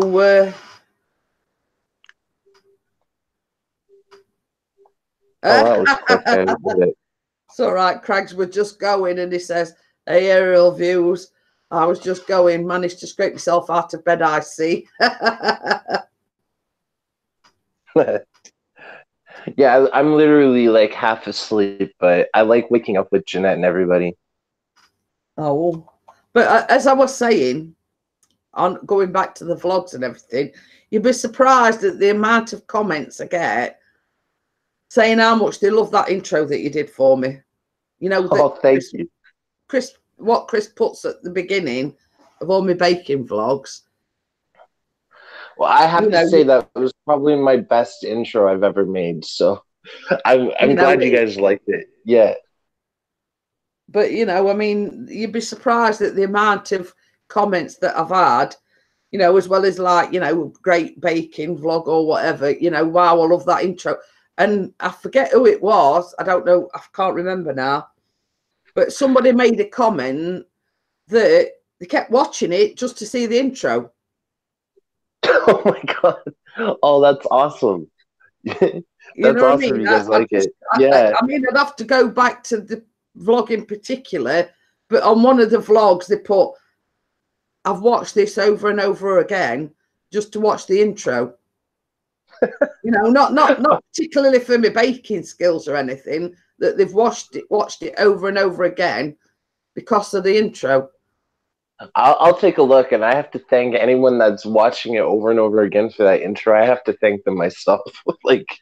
Wow. So if you were ever to do me another intro, you sort of got to outdo yourself to better that one. If you I have to step up to the plate. Absolutely. Yeah. 120%. And Emma's telling Chris to man up. It's only just it's not even man flu, Emma. Chris has a bit of a cold and he's dying. You have to understand something. When men get sick, they get sick. Yeah. They don't get sick very often, but when they do, it comes down hard. Like when I get sick, I'm just leave me alone, like kind of thing. But it's a case of us women have to sort of get on with it and get on with doing what we're doing. You know what I mean? Oh my, Emma. Oh dear. Well, I think I've rubbed off on Emma. Yeah, the thing is, Emma, I got some mince out of the freezer. Now, I made the shepherd's pie with 1 pack of the mince, but I got 2 packs out, you see, thinking I'd need more than what I really needed. So I'd actually, and I said to Chris, I said, well, what can I do with this other mince because it's you can't refreeze it because I'd already took it out the freezer and defrosted it. So I says I'm going to have to use it. So what I did, I actually made a minced beef and onion pie, you know, with a short crust pastry and everything. Now, Chris and Dennis were, because Chris sort of redid the interview we did with Dennis, so Dennis could put it on his channel. So I've been meaning to watch that. Yeah. Yeah, and the one with Keith. When they were talking privately, I took a picture because the next day we had some for his lunch and we just cut like a piece off each and sort of just had the pie. So I took a picture of it and I sent it Dennis. And I went, there you are, Dennis. I says, that's yesterday's pie that I made, reheated. I says, you know, some of us. It's all right. Nick's saying some of us have plausible reasons when we're ill. Who is this on the panel? It's Crimson Fantasy. Hello, Aerial Views. I think I'm subbed to you. Let me check. That's I am subbed to you. Yeah, it's Crimson Fantasy, and it's from Canada. Yep. It's absolutely blizzarding like where I am, but you know, like, you know, usually between January and February we have like the coldest months. Like it's we've had all -20. you know, we've had all the amber weather warnings and this, that, and other. We were up at 6 a.m. this morning to get Callum, and Chris was getting all excited. And he says, "Oh, it's snowing!" and then, two seconds later, it stopped. You know, we've been having all these weather warnings. Hiya, Ian Matthews. Marry the shed. He says, I'm a crazy cat lady. But I had to laugh at Ian when I live streamed on Monday. So shortly after I'd shut the live stream down, I got notification that he'd made a comment. So he actually tuned in after it had finished and thought I was still live. So he'd put a comment and had actually finished. You know what I mean? And he says, "Yeah, it must be my age." Oh my God. Jeanette, you've had some good bloopers over the year, or the year and a half that you've done this. I remember. I remember you hurt yourself before you went live and you didn't realize you were live. Do you remember that? Oh, yeah, same as I say in baking vlogs, some things. I mean, Chris, when he films the baking vlogs, it's sort of, I explain the ingredients and everything, and then he pauses it, right? Yeah. So then I go on to the next step. But this particular time, it couldn't have clicked it off proper. So we're talking away, and I'm saying, "Oh, it," and things like that. And then he went, "Oh, crap," he says, "it's still filming." So I'm saying, "Oh, it," and things like that. And leave it to me to point it out too in the comments. I'm just like, I'm the mastermind of looking at like the things behind the scenes, like in like. Oh dear, yeah, but yeah, sort of when he pauses it, sort of till I'm ready for the next step. But this particular time, I must have thought he'd paused it and hadn't. And there's us. I'm saying, "Oh," and I forget what Chris was saying, and he went, "Oh crap, it's still filming." So I said, "You know what I mean?" I says, "Well, that's one for the outtakes." You know what I mean? Exactly. You should do an outtake show. You know, we have used stronger language in the past when something's, you know, and I says, "Oh, I thought you'd stop filming." Yeah, I've gone on live before, and that was just horrifying. Like, don't ever, if you have OBS, don't ever use the hotkeys to set up your live stream. Like, I had F2 or escape button, and when you press the escape button, it automatically goes live. And I had no idea, and I go and check. I think it was Thorn Draven that told me. He was like, "You're live." And I'm like, I look and everybody's like, "What is this I'm looking at? What am I seeing?" Yeah, well, Chris is. I think we're in Streamlabs, and you didn't realise it were. Well, it'd gone live, and he didn't. Studios, Yeah, he didn't realise it'd gone live, but it were live. It goes live automatic for some reason. Yeah, Chris has said it goes for some reason. It goes live automatically. Pressing it or And it says, record. it says, it's a good job I weren't running around arse butt naked. He says, I said, all of YouTube had seen me running around arse butt naked. It makes you paranoid. You know what I mean? And he didn't realise it were live. And then sort of Callum came down the other day and he says, "Did you realise you went live?" You know, he's done it a time or two, gone live and not realised they were live. Mm-hmm. You know, there's YouTube like channels where they have like streamers that do that, and they put like a compilation of it. Yeah. Like, one of these days I'm gonna be on this. Just going back to Steve, Aerial Views and Histories. You know how we were talking the other night about tin foil hats and whatever. Oh my god! Right. Yeah. Well, I said you'll never get me wearing a tin hat and blah blah blah. I said the only time I wear, you know, anything remotely like that is if it's a tiara or a crown. Now, what about a tinfoil tiara? Yeah, well, Centroid came into the live stream on Monday and said he'd made me a tinfoil tiara. So, so there you go. Are you gonna wear it on your live stream? Well, I mean, he's in Canada, so you know, it'd cost him an arm and a leg just to send it to me. Would it? It'd be all everything by the time it got here. So, yeah, that's true. And the shipping cost too. I just said it as a joke, saying, you know, the only time I'd sort of come on is if you know, because last week when they did, because Aerial Views and Histories does a conspiracy thing on a Sunday night. Now last week, Centroid had got like, were it a dodecahedron or something? It was like this great big thing that he'd made out of tin foil. Now, yeah. Steve has got one, as I call it. It looks like an egghead. You know, the alien portrayed with the egghead thing. You know, yeah. And on Sunday it was like Disney conspiracy theory. So getting in the sort of thing that it was Craigs came on with like a Mickey Mouse thing with ears on and everything.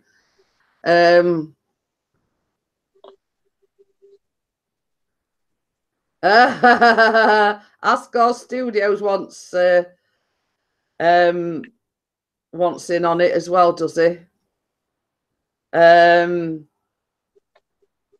rivalry is bubbling over between the two of them. So anyway, on Sunday, Centroid came in and I said it looked like you're in a tunnel because it was like a flowing thing. But it looked like, I mean, this is just my perception or take on things. It looked like you were in a tunnel, but it was like a King Tut type of thing. Yeah.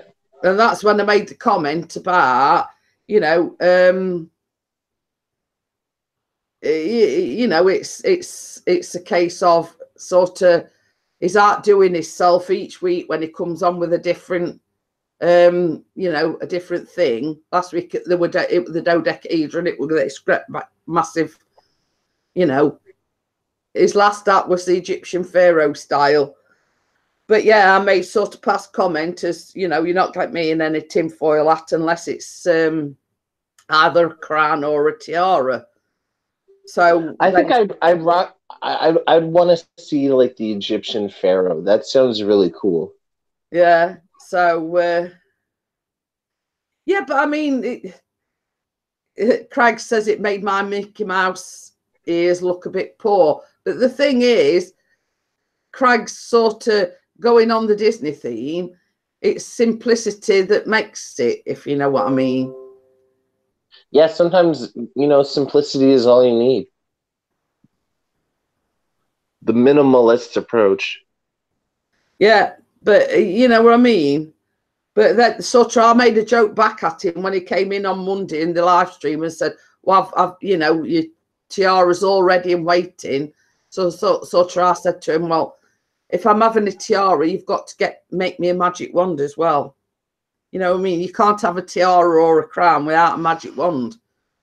You got to coordinate with the tinfoil. Well, that's it. Absolutely. Steve says Centroid 3D printed my logo with a stand and sent it from New York. Wow, I'm going to edit the unboxing video today. There you go. That's it. So yeah, you know, I mean, he did say he'd send it me, you know, and I just assumed he were joking. But I mean, now he's saying that, you know, he sent Steve something. I mean, I guess he was serious. Be careful what you wish for, Jeanette. You know. But you see, the only thing is, if he were to send me a tiara, I'd have to come on panel on one of Steve's things, because, you know. So there you go. But that's same as I say, when he came into my live on Monday, I just assumed he were joking. And I never thought no more about it. So I look forward to seeing that, Aerial Views and Histories. So yeah, I want to take a look at Aerial Views. I want to check out his channel. But happy Wednesday to you too. Hiya, Bubba. How are you?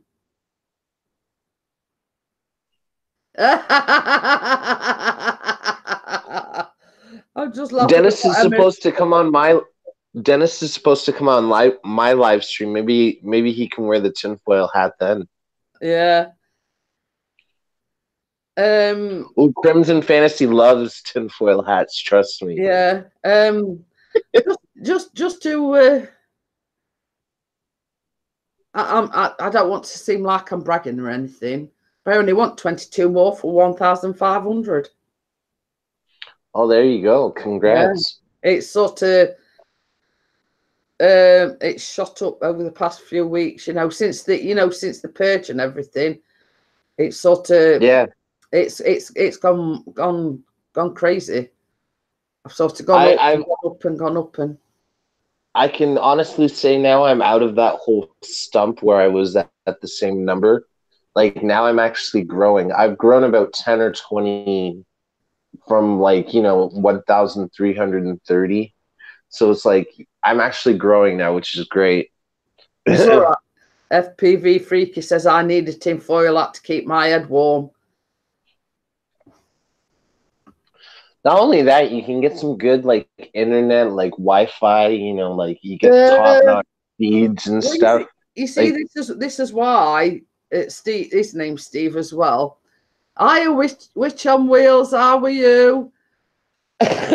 This is why they do the tin hat thing, because it's a conspiracy theory that wearing a tinfoil hat, it stops the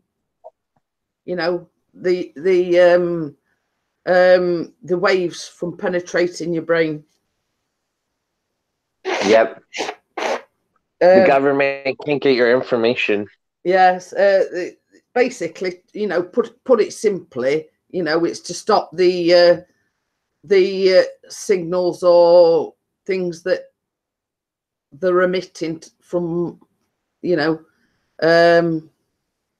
from getting to your brain. So hello, Witch on Wheels. I'm seeing a lot of new people in here, Jeanette. Yeah, that's awesome. I've been to quite a few of Witch on Wheels. Yeah, it's same as she says. It's 4 a.m. there. I've been to one or two of Witch on Wheels as live streams. Yeah, radiation. That's it. That's the thing.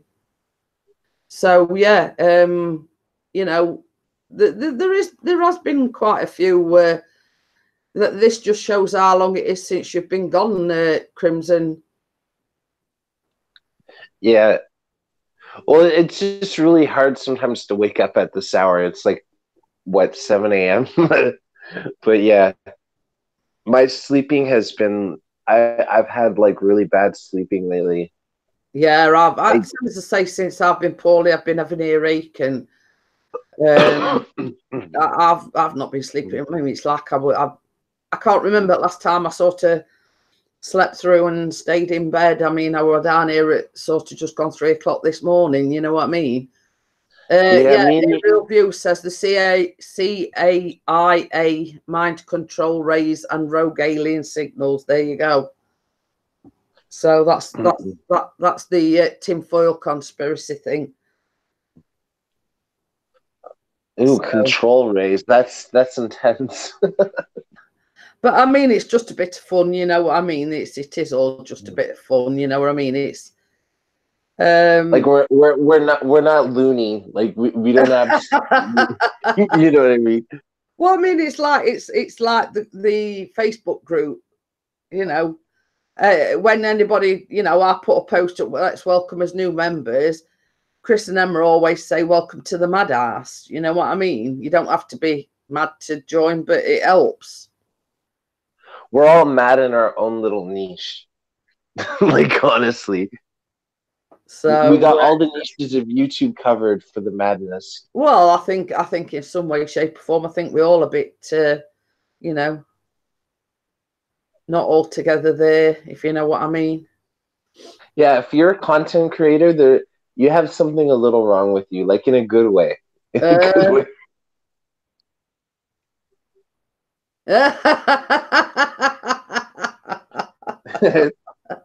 It's a very serious thing for Aerial Views. Yeah, he says I take it very seriously. My mind has never been clearer since I started wearing mine down the shopping around town. I won't leave ass with mine on if I were you. Yeah, there's a certain point where I'm just kind of like, there's a bit of like uncertainty. Are we for real or for not real on this, you know? Well, Like, I mean, it's like I always say, like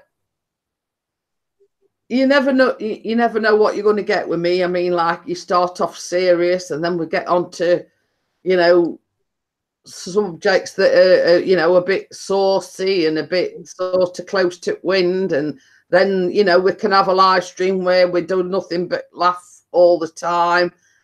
yeah, you know, I've seen them all. Yeah. Nick's sort of throwing jokes into the mix, and you know what I mean. We try to be serious, but then again, you know, we do sort of go off piste, as I say, a little bit sometimes. You know, in the past, a lot of times I would make Jeanette's like streams age restricted. Like, well, can you remember the one where we were on about his wrestling names? Oh yes. I mean, yeah, we were all talking about like, yeah, we're not mentioning names, but that was sort of pre, you know. Yeah, you know what I mean? we were talking about if we wanted to do a mud wrestling, what our mud wrestling would be. We got on the subject of what do you call it when you put a title and it's not what it seems, clickbait. We got about clickbait, didn't we? That was the initial subject matter that we got on about. And then we got on about, I says, can you imagine if we did a live stream and we sort of put something like ladies mud wrestling or something? I says we'd have thousands and thousands and thousands of views. We'd have hundreds and hundreds of people in the live stream. And this sort of how we sort of progressed onto that subject. So then we were thinking up wrestling names for everybody. Oh, clickbait works so well. Like if you know how to use it, like you can get millions of views based on your title. It's all about the titles. I can't even remember what mine were. I know it was Lemon Drizzle Summit or other. I forget what it were now. It's quite a while ago. I remember I was playing a video game on my channel, and there's a part where you have to go to a sperm bank, and I said a trip to the sperm bank or something for like the name. Yeah. And like I got thousands and thousands of views because I guess people look up sperm bank. FPV Freaky says, got to go, my lovelies. I've hit the like button. Mud wrestling, I'm in. And you'd be surprised at the amount of people saying, well, I want to be referee. All the guys were saying, I want to be the referee. Oh, you know, I know. I could just see that. Yeah.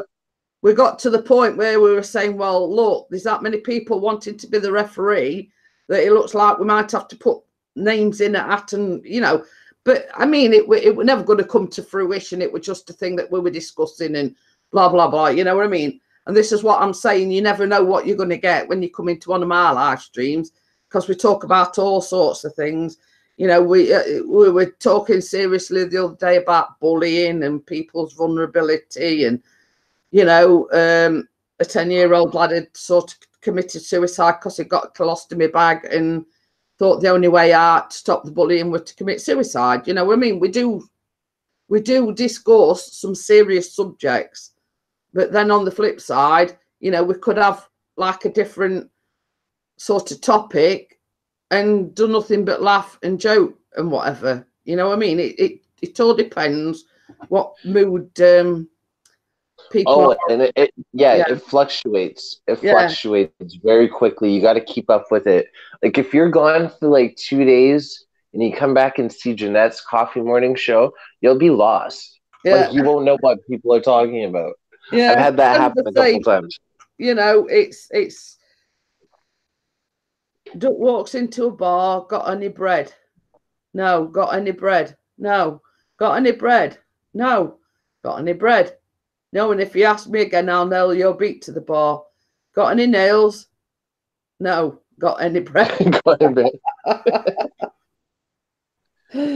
Oh, dear me. See what I mean? Yeah, we're crazy. You know, it's like one of them things where, you know, we know when to be serious. We know when to discuss, you know, important topics, you know, and then again,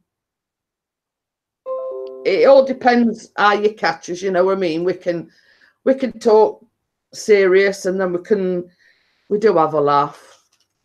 And that's why. Did I tell you my new mic broke? The new mic I invested in? Yeah, I spent $300 on a mic, guys. And I woke up and I connected it into my PS4 controller. And I guess I left it on my bed, and I woke up and the headphone jack was stuck into the PS4 controller and it was removed. You know, like the headphone jack part. So I went, my friend's electrician, and he said he has to order a part, and it's going to take 2 weeks for like the new mic to come back in. So I'm using like the old one that I had from like back in the day. Well, Chris is on we're on about a microphone the other day. Ice Summit, I forget what it's called now. WrestleMania. It's a white one, and I tell you who uses it. Expat in Mazaron, or Drone Seekers as it's called now. What's that microphone? What? What's that microphone called that you're on about? Blue Ice. Blue Ice, that's the one. Ooh, Blue Ice. I like the sounds of that. So yeah, so Chris is on about that, and then he's on about, you know, the round thing. I don't know what it's called. Silencer or something. Silencer. Oh, so it like gets rid of background noise. Yeah. Emma's saying, yeah, but there are certain people that are bad influence. Me and you like to talk niceties. Oh, says her that posted something on Facebook yesterday. Oh yeah. And it's that something got me hot and bothered, Emma. I know, it's something that I couldn't unsee once I'd seen it. You know what I mean? Because you know how you do these like name test things on Facebook, and it says Emma did one, and it says, "Who's your bad influence?" And it were me. I thought I want to do this. Bad influence. Yeah, and then I'm getting locked up with it. Oh yeah, and Chris is a arrest cellmate or something. So I'm bad influence, and he's getting arrested with her for something to do with balls at Wimbledon. Wait, this is £25? Wow. That's a good price for it. You can also get an arm for it. Oh yeah, it says something about an arm or something. I'm a technophobe, so Yeah. I don't know. Nick's put, doctor, I can't stop singing. The green grass of home. That's what we doctors call the Tom Jones syndrome. Is it common? It's not unusual. It's not unusual. But oh yeah, and this is the thing as well, Crimson. My AdSense is going up as well, and I had a $20 super chat the other day, a £5 super chat, and a £2 super chat, all on Monday. Who gave you the £20? The $20, it was Peter Lawler that gave me $20. Oh. So, but I'm already on 27, you know, with the the previous super chat and the AdSense and whatever. So, I mean, it'd probably take about 6 months for it to all come up to date, but I'm getting there. I'm still in review. It's like one of those like false hopes where it's like, yeah, we'll put you under review, but we'll never review you. Like, but maybe I'll like look into it more. Maybe there's something I did wrong or I didn't fill out AdSense properly. I'm gonna look more into it. But it keeps saying that I'm being reviewed. You see, earlier on, before you came in, I was just telling everybody, you know, the cottage pie that I made. Yeah. You know how you get like the green dollars thing outside when you go into your video manager. Hi Thomas, how are you? I got outside of that cottage pie vlog, not suitable for advertisement, requested review. What's wrong with them? like honestly, there's nothing wrong with your vlogs that like it's not suitable for advertising. I've never had it before, and same as Nick says, it's just somebody being petty-minded and probably reported it, or I don't know. Yeah, sometimes like the odd one will go through the filter, like when they scan it to see if it's appropriate. And like Chris, you just gotta like request for a review. Yeah, that's all I did. Because Chris, I mean, I'd had it sort of previous on one of my live streams, and Chris says sometimes when it's, when you word things, they pick up on it and blah blah blah, but never on one of my vlogs. I mean, what's wrong with how to make a cottage pie? Maybe they're looking at it in the dirty sense. No. A cottage pie here in England's a cottage pie, and it's same in Canada or wherever a cottage pie.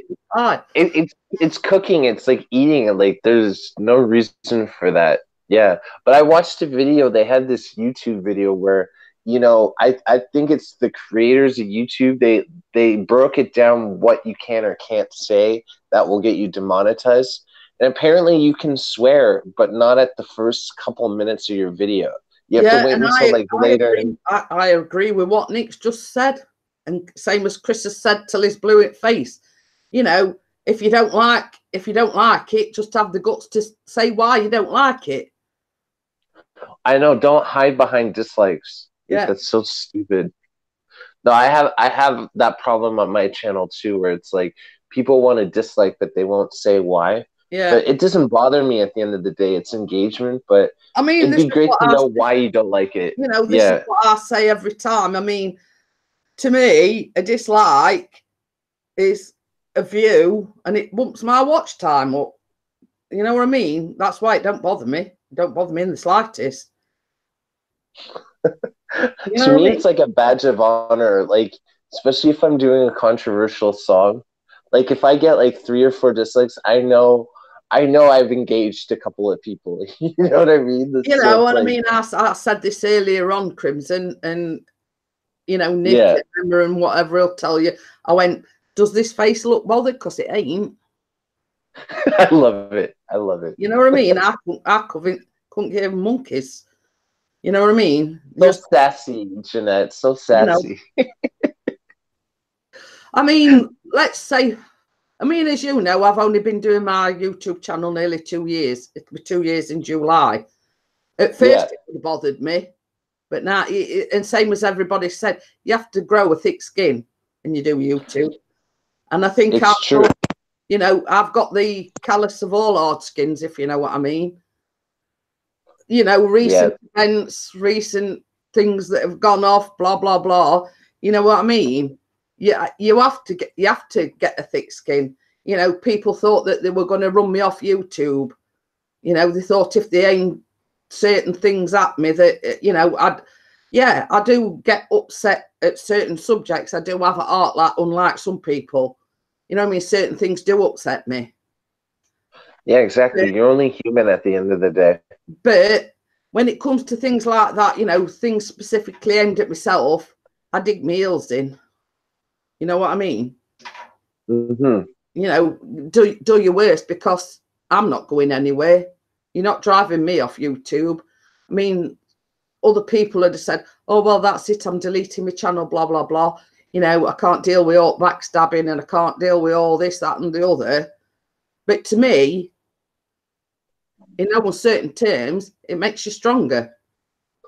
It does. Like, honestly, when I first started, I was scared of my own shadow. And now it's like, I feel like I can take on anything. And it transfers over into real life. Like, you get confidence to talk. Like, I was able to talk in front of a group of people. You know what I mean? Like, have the confidence to walk over and say hi to somebody at a club. You know what I mean? Like, yeah, it really gives you that confidence. Yeah, exactly, Nick. Exactly. I agree with you 100%. But I look at it this way, you know what I mean? If it hadn't have been for you, for Pixie, for Nick, for Emma, for Dennis, for Bella and Baz, I'd have probably packed it up a long while ago. You know what I mean? Yeah. But it's absolutely same here. It's knowing that I've got good friends out there that'll stick up for me, that have got me back. You know, not stabbing it, that I know that people have got me backs, and I've got good friends out there that stick by me and will have me back no matter what. Exactly. You got to look at the good rather than the bad and the ugly. You know, and I agree 100% with what Nick said. Some people do use their illnesses as an excuse. Nick suffers with bipolar, he suffers with anxiety, he suffers with depression, etc. But never, ever, you know, in your defence, Nick, you have never, ever used your illness as an excuse. Yeah, and that's what I love. That's what I love about Nick, is the person that says it as he sees it. And yeah, he's a straight shooter for sure. Yeah, and I know, in a sense, that I could trust Nick to have me back, you know, in any situation. You know what I mean? I'm not sort of trying to make you big-headed or anything, Nick, but I know sort of person I could trust, that's got me back. You know, and same as I say, that goes for Crimson and Emma and Dennis and Bella and Baz. I was waiting for you to say that. Jeez, like, you left me hanging there. Yeah, well, you see, this is it, Thomas. I mean, we've noticed, Pixie myself, and Nick's even said it. Every single live stream or every single video that is posted by myself, Pixie, we've all had the same number of dislikes. And it's like they're targeting people that are associated with myself and Pixie. You know what I mean? We've got a rough idea of who it is, but it's proving it, isn't it, really? It's like on Facebook, when they show you who's like your video, they should do the same on here, and who's disliked the video as well. That's it. Same as Chris says, he thinks that, you know, like on Facebook, you give a dislike or you're sad or a laughing face or whatever. You know, you should be able to see, if you click on that, who's sort of loved it or, you know, liked it or whatever. The same should apply to YouTube. You should be able to see. You would think they would have you would think TubeBuddy would be able to do that, or like, you know, like an app or something like that. Like, you know, with the technology we have nowadays, like there should be a way that we should go about looking at it, but Yeah. I guess they haven't invented it yet. Hi, Paul. How are you? Hi, Paul. But yeah, I mean, I agree with what Chris says. You know, if somebody's going to dislike your videos, then same as Nick says as well, just have the balls to say why you've disliked it, not just because you can or just because you don't like that person. Just, you know, just say, you know, or should be able to see who it is that's disliked it. But you know what? Another reason why I feel people dislike is a lot of people, including watchers. I've had watchers dislike, and it's like they want perfection, like 100% right away. And like, we're content creators at the end of the day. We're still learning crafts. We're still learning skills. If we have it, we have it. But the fun part is you get to watch them grow and watch them learn how to edit or learn how to do a certain thing or a certain skill. You know what I mean? Like, Dennis told us how to sort of go and sort of find out. But I went on to that, and by looking at them analytics, it looks like the biggest majority of my dislikes are from non-subscribers, by the way. Dun, dun, dun. So there you go. Yeah, I mean, it's not. I sort of can't remember what he told me because I've been to bed since then. But Dennis says, oh, you go there and you do this and you do that.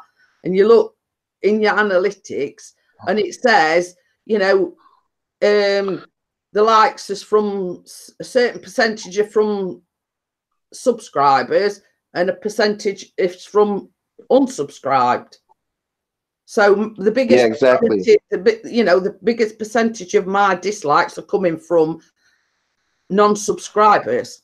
Yeah, I've had some, you know, some from people that are sub to my channel, but the majority of the dislikes are from, you know, unsubscribed channels.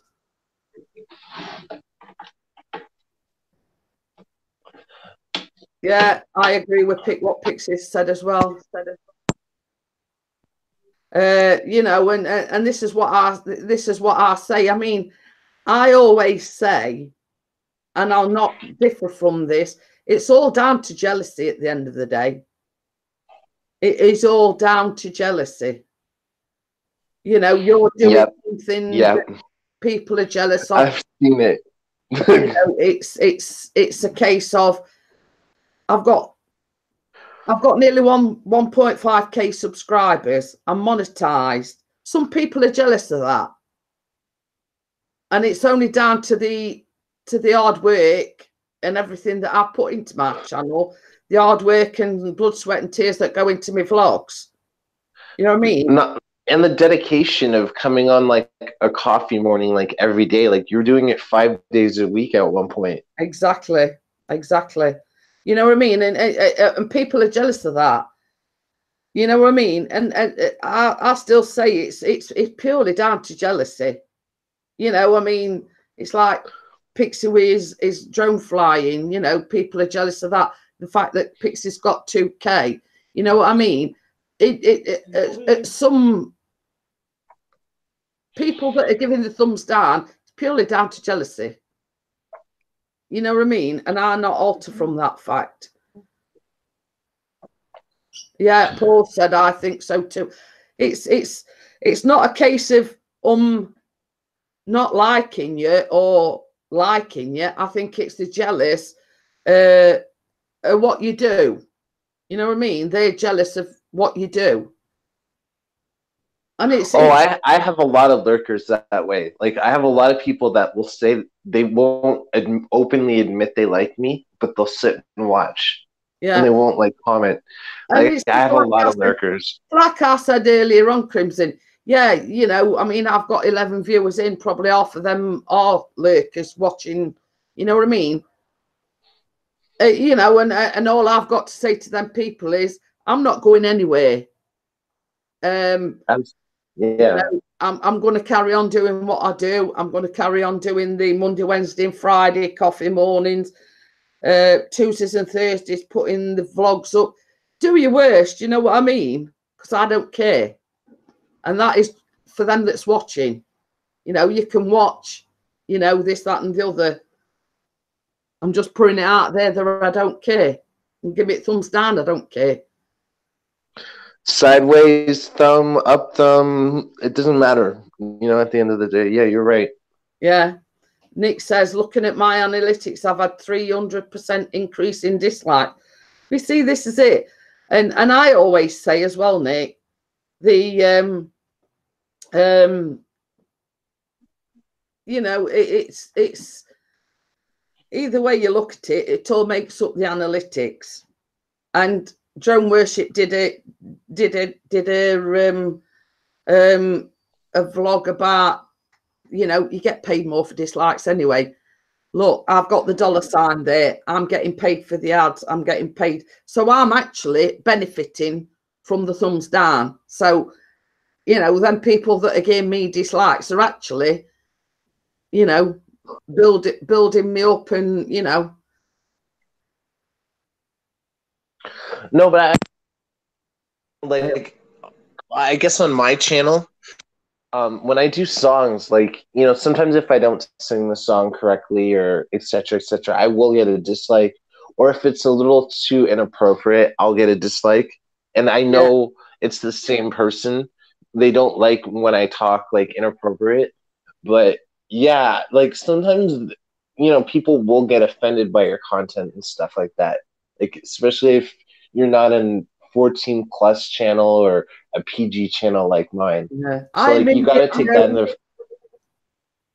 Well, obviously somebody took, you know, offense to me cottage pie. You know what I mean? They were so offended by how good it is. Yeah. Did you hear what Chris just said? What did he say? It's because it didn't have carrots in it. Oh yeah, because Callum doesn't like carrots. Yeah. No, I adjust my fish. How are you? But yeah, you I know like that name. What's not to like about a cottage pie? Everybody loves cottage pie. Oh dear, it's laughable, really. You know what I mean? And media says that we always get haters. You know what I mean? And I mean, same as I say at the beginning when I first started my channel, I'd have panicked and I said, oh, I don't know whether I can do this. I mean, I'm already nervous, sort of sitting in front of camera, talking on camera, etc. You know what I mean? And, you know, offensive cottage pie, oh my. The pie that offends. Yeah. Oh, dear. Being some as I say, if you didn't laugh about it, you'd cry. But some as I say, in very early days, I'd be sort of sat there thinking, you know, why have they disliked it? Why, you know, why this, why that, why other? But it's nowadays that, you know, it's whatever, you know. So, yeah, same as Crimson says, the pie that offends. It's probably a vegan that's probably reported it because it's got meat in it. Oh dear. Or it could be the cooking community in general. You know what I mean? Like if they don't like something, like because I know Lipstick and Sofrito, she does cooking on her channel too, and she gets a lot of trolls like telling her how to cook and stuff, and she doesn't respond to it very well. Like, but honestly, like, yeah, like I think maybe it could be the cooking community in general. Well, same as I say, I've never ever had that on one of my baking or cooking vlogs. You know, not suitable for advertisements. Request a review. Never ever. That is the first time I've had it on one of my baking vlogs or cooking vlogs, should I say. Mm-hmm. And Chris has put it because it wasn't a cream pie. Hey, just my fish. So, but, you know, same as Chris says, it'll be back to normal later on. And, you know, I mean, my attitude is whatever, you know what I mean?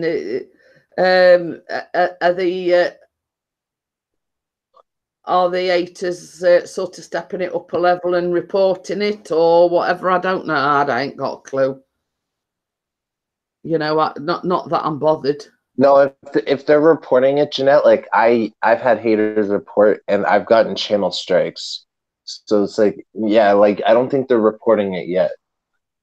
But obviously something's gone off somewhere for YouTube to sort of say, well, you know, not suitable for ads and request a review. So when I was monetized, I mean, I've had it before on my live streams, and sort of within an hour or two, it's gone back to normal. You know what I mean? No, like sometimes they make mistakes that way. Yeah, for sure. And they probably did make a mistake with your offensive cottage pie. Yeah, I ought to rename it. How to make an offensive cottage pie. I'll make the thumbnail of a pie screaming at like the camera. But yeah, I mean, my next one's, you know, for anybody that wants to report it, it's chocolate chip cupcakes. So there you go. There's heads up, guys. You know, if you want to report it before it's even been published. Hey, Ian. So yes, that will be published tomorrow. It were quite a complex recipe, let's just say that, but simple on, you know what I mean? It's the, you know, the fact that you have to make cookie dough separate and then you have to make the cake mix and then you've got to do the decorations. It were a bit of a fiddly one to film, let's just say. That sounds delicious. Like, I mean, like I'm already gonna report it. Yeah. Oh, Ian's got bad snow. I'll just give you a quick picture of it when I can find it.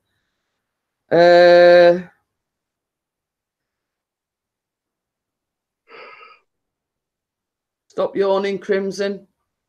That is the recipe. Oh, sorry. I didn't know if you could hear that. As you can see, it's like got the cookie dough in the middle. Because you'll actually put some of the cookie dough inside it. Oh, let me take a look. Make some cookies too. They've got like the cookies as decorations. But oh, that looks delicious. Mine's not quite as you know, elegant as that, let's just say. But no, I look forward to that like vlog for sure.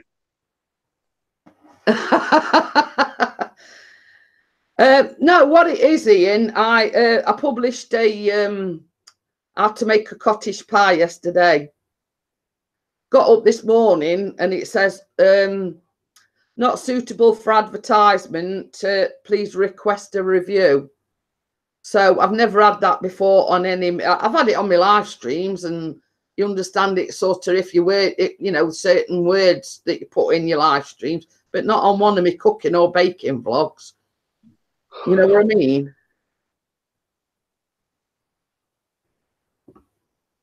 You know what I mean? But it's first time I've ever had request a review not suitable for advertisements on a cooking vlog.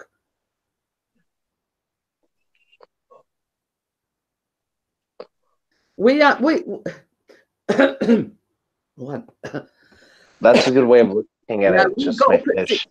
We got up at 6 o'clock this morning and it was snowing a little bit. But when I say a little bit, I mean a little bit. You know, they forecast like this amber weather warning and the bad snow throughout the whole of UK. But we've had nothing apart from like a dusting. Sun's been out and it's gone now. You know what I mean?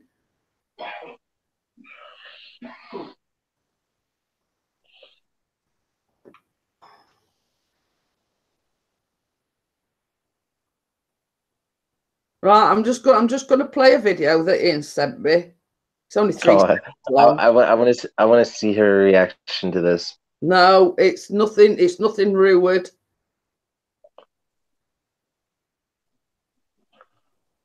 Oh, sugar.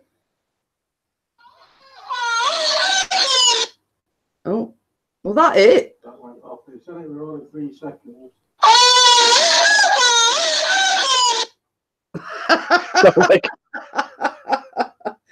He's just put bad snow up here.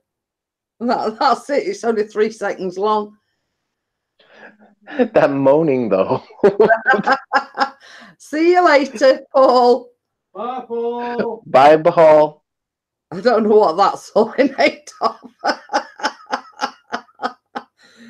Oh dear. She got really excited it's snowing. That was a short video that Ian sent me, by the way. Somebody getting excited because it had snowed. She's definitely excited. That was There's Chris no this word. morning when he got up and it was snowing. When he got up, he was getting all excited because it had snowed. Oh dear.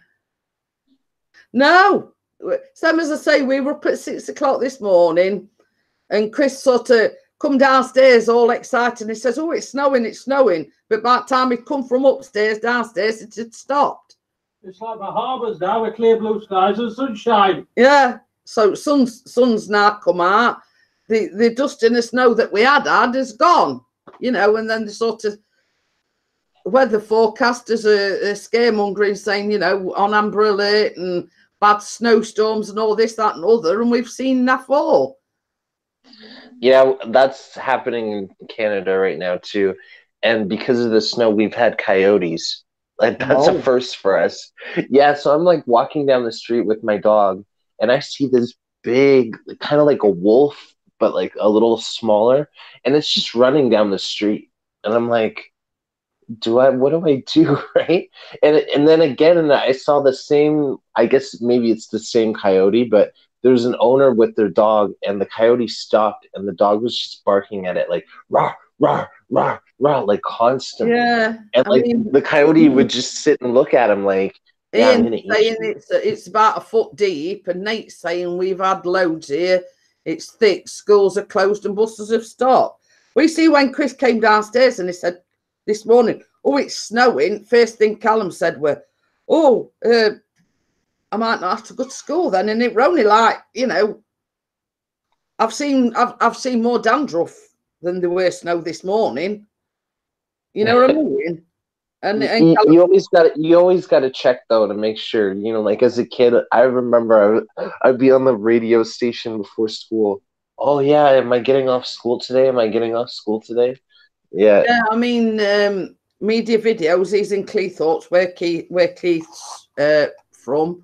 He's saying lovely sunny day here. Just my fish says no snow here. The sun is out and it's a nice day. It's been like that today. I mean, it's sort of some were out.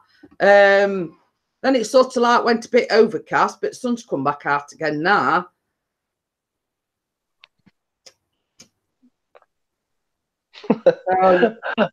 Yeah, I don't live in the country either. I live like maybe 30 minutes from Toronto, so yeah, it's kind of weird that. But it's like bears and things like that, because if it's bad weather conditions, they go a bit closer to the cities because they want food.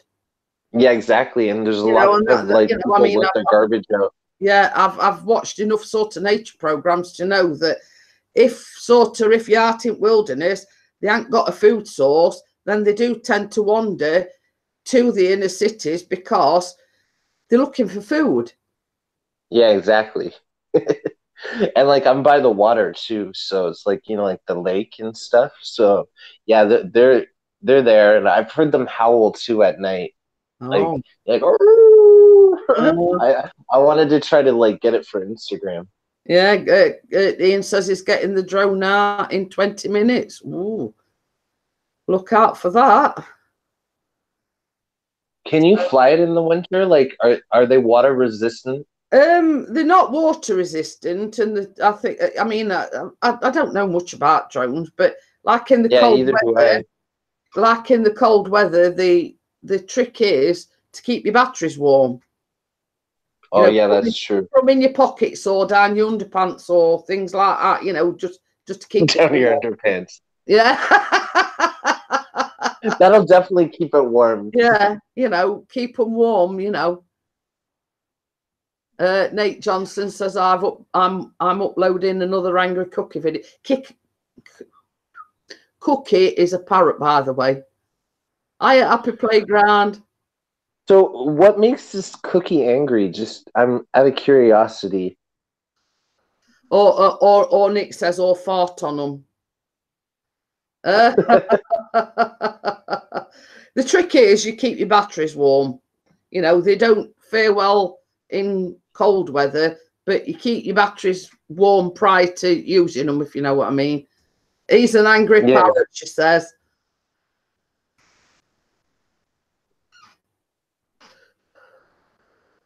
Yeah, just like I live in a very small village with a population of 75, including me and my family, and there's 4 of us.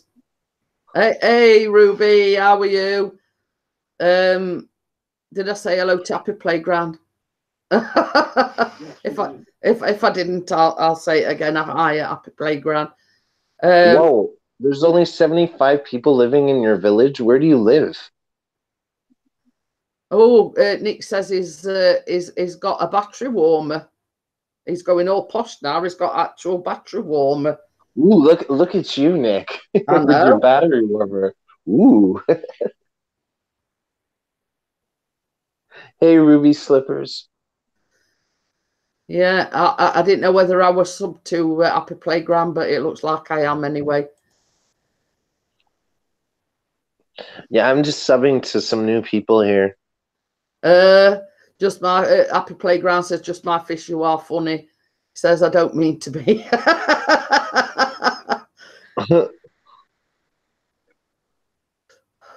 Not seeing the Eagle VP today either. I know it came in on Monday, but he was helping his daughter move. It'd be great to talk to the Eagle. I haven't spoken to him in like a while either. Yeah, Nate says African greys are temperamental anyway, but Cookie is a rescue bird. He was abused by a man. His old owner came in with sore leg and a broken beak. Oh, bless. Who would abuse a bird? Like a beautiful parrot too. Yeah, I mean, I've seen some of the videos, and it's a lovely, lovely parrot. Yeah. But I did watch one the other day. I mean, this just goes to prove that I do watch Nate's videos, and the parrot was on the arm of the settee, and there was somebody in a kitchen, and if you've seen, the feathers were up, and you know, it were in sort of defense mode. You know what I mean? Yeah. Feathers were up, and it were making angry noises, let's just say. No, not yet, Ruby. That's another one. It's like the cottage pie, but you use fish instead. That'll be super offensive. You know, demonetized. Ruby says, "My Kevin absent, I'm gone." Yeah. Equinox says it uses the battery power. You just slot the battery in for 30 seconds and the outside warms up. There you go. Simple. Just my fish says I live in Hollow, Worcestershire, UK. Oh, okay.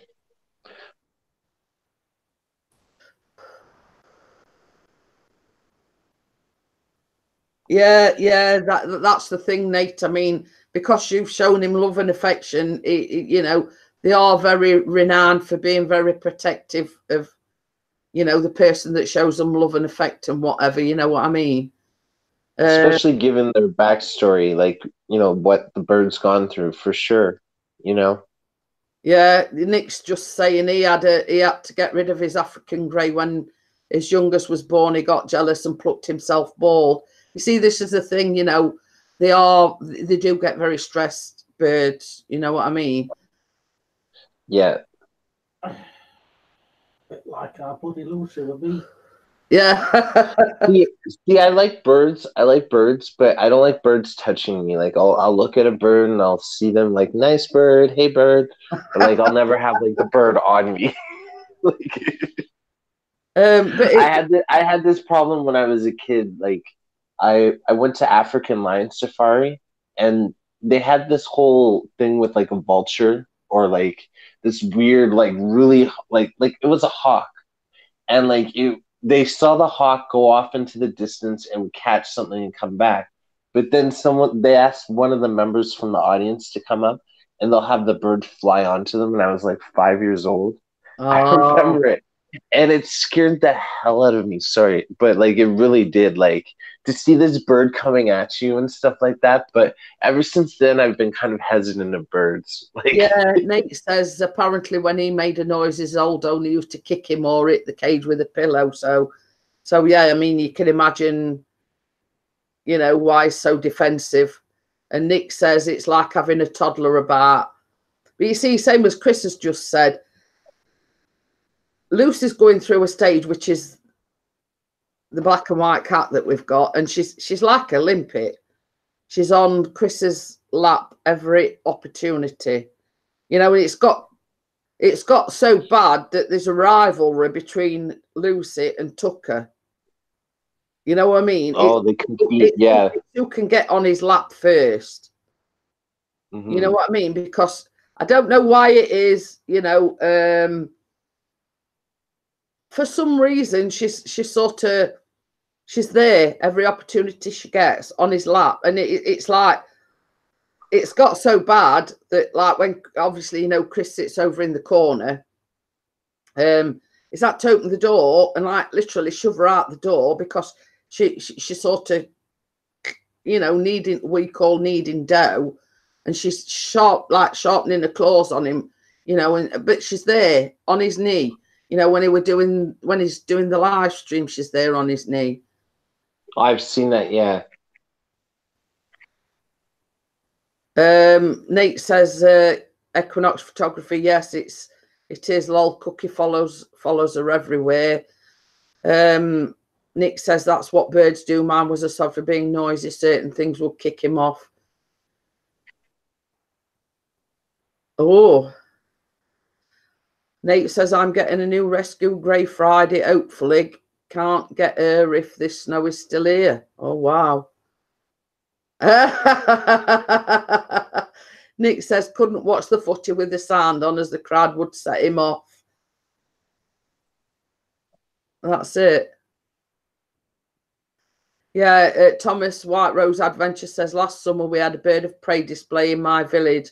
Later that evening, we had a knock on the door because someone had lost the eagle and wanted to check our trees. He says, I still have it in my room. Oh, we'd be all right with 3 cats in ours. But you see, the thing is, as well, I don't know why, but on this back fence, we've got like a little bird box where you know, where they come and nest and whatever. And for some reason, we looked out the window and Tucker was actually curled up asleep on top of the bird box. And I think he were waiting. He's probably seen the birds going in and out of it and thought, well, yeah, you know, yeah. I'm going to keep my eye on the ball, sort of thing. You know what I mean? I'll get the buggers one way or another. You know what I mean? If I sleep on bird box, I'm not going to miss them, am I? No, like he's on watch for sure. Just my fish last week at the community centre. An old man fell over. Someone tried to help him up. He got upset and lashed out. The next day it was in the local paper. It was the biggest story of the week. Yeah, This just in, man lashed out. Yeah, Nate Johnson says Cookie barks when he's angry. And in reply to Thomas White Rose Adventures, he says, makes a change from can I have my ball back? So I have a diva dog. Ruby says, my cats have been hounding me for birds. I'm not sure of their intentions. You see, same as I say, I have never, ever known any of the cats to curl up asleep on top of the bird box. It's only like a little thing. I mean, I've saw them sort of sat on the ground looking up at the bird box, waiting you know, for something either to go in or come out. But sort of that's an old new thing. Tucker was actually curled up on top of the bird box.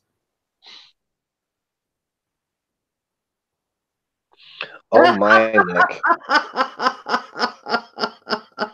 Oh my, Nick. He's just retracted it, by the way. Oh, yeah, I didn't. Michael Outdoors. Yeah, Thomas says it was a new one on me. Lol, have you got an eagle in your garden? You know, I mean, we've got one or two trees round about us, but you know, either blackbirds or magpies. Only two birds that I've seen knocking about round here. But yeah, it'd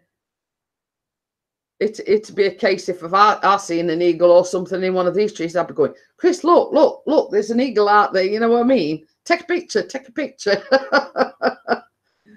You know what I mean? But we ain't got no zoos or anything round about us, so It's called Sheffield Wendy's.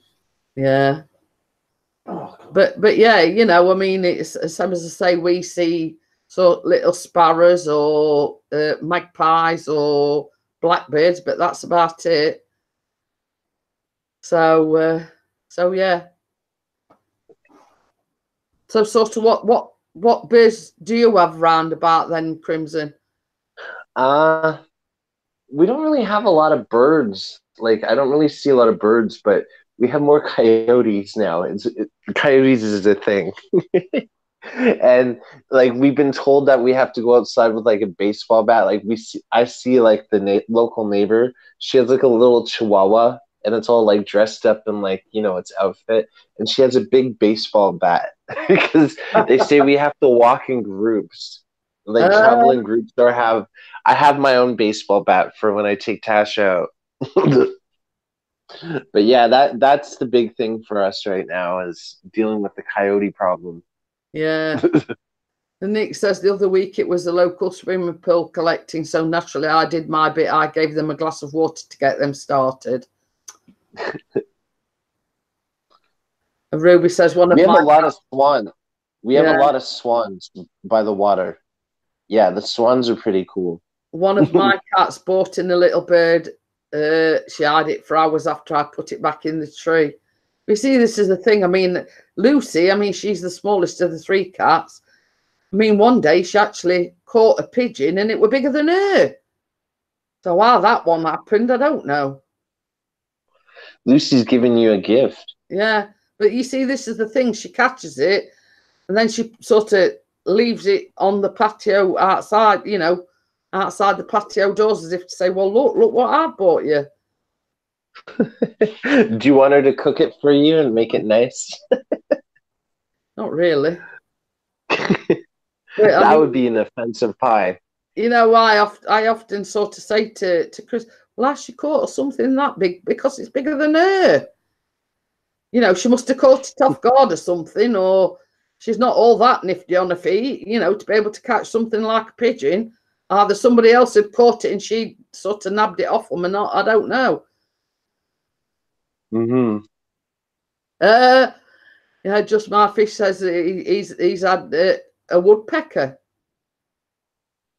I mean, this is the thing. I mean, when we first moved here, I mean, we sleep on the backs. Our bedroom's on the back and Callum's bedroom's on the back. So anyway, it was a few weeks after we'd moved in. We sat in bed one night and all we could hear were ooh, ooh, ooh, ooh, ooh. And I went to Chris, what the flaming heck's that? I'd never heard an owl or seen an owl before. And it must have been like sort of either nesting in one of the trees or whatever, but I'd never even heard it, you know, because you see where we used to live before were quite a built-up area. So, you know, like such as owls and things like that, it weren't known for owls and things like that. But it were a sort of novelty to us to hear an owl. I mean, we hadn't heard it sort of recently. And sort of Chris will say to me, well, you know what I ain't heard in a long while? This is that bloody owl. So he used to sort of, obviously owls is sort of nocturnal and stay awake during the night. Yeah. Owls are awesome. I love owls. So, you know, I mean, we couldn't see it, but we could hear it. It was one of these that, and after, I mean, it's such a novelty when it first comes, but then after a bit, it grates on you because it not shut up. So, what I'm going to do, guys, it's nearly 1 o'clock. I mean, I've been waffling on nearly 3 hours now. So I want to thank each and every one of you for coming in, and those that have been lurking in the background. Thank you for your view and whatever. I want to thank you all. I do stream Mondays, Wednesdays and Fridays. I try to put a vlog up on Tuesdays and Thursdays when I'm not live streaming. And I don't get the weekends off because I'm like on to my next vlog for the week after. So I sort of get the weekends off. So I want to thank each and every one of you for coming in. To Emma, Dennis, Crimson. Yeah, thank you for having me on. Yeah, it's been like a month since I've live streamed. Yeah, Ruby Slippers and everyone, Just My Fish. I do appreciate every single one of you. So I will see you. We know you do. Yeah, I do. And when I say I appreciate, there you go, pigeon pie. Yeah, that's your next dish, Jeanette, right there, pigeon pie. I think I would get like a community strike if I did pigeon pie, you see. or some sort of disease while eating it. Yeah. But the thing is, with a pigeon, by the time you've plucked it and everything, there's not a deal of meat left on it, so you'd have to have more than one. It'd be very gristly. Yeah. So I will be live again on Friday. There will be a vlog published tomorrow. So I want to thank each and every one of you, and I will see you on the next one on Friday. Bye. Yep. Bye. Pigeon pie for the win.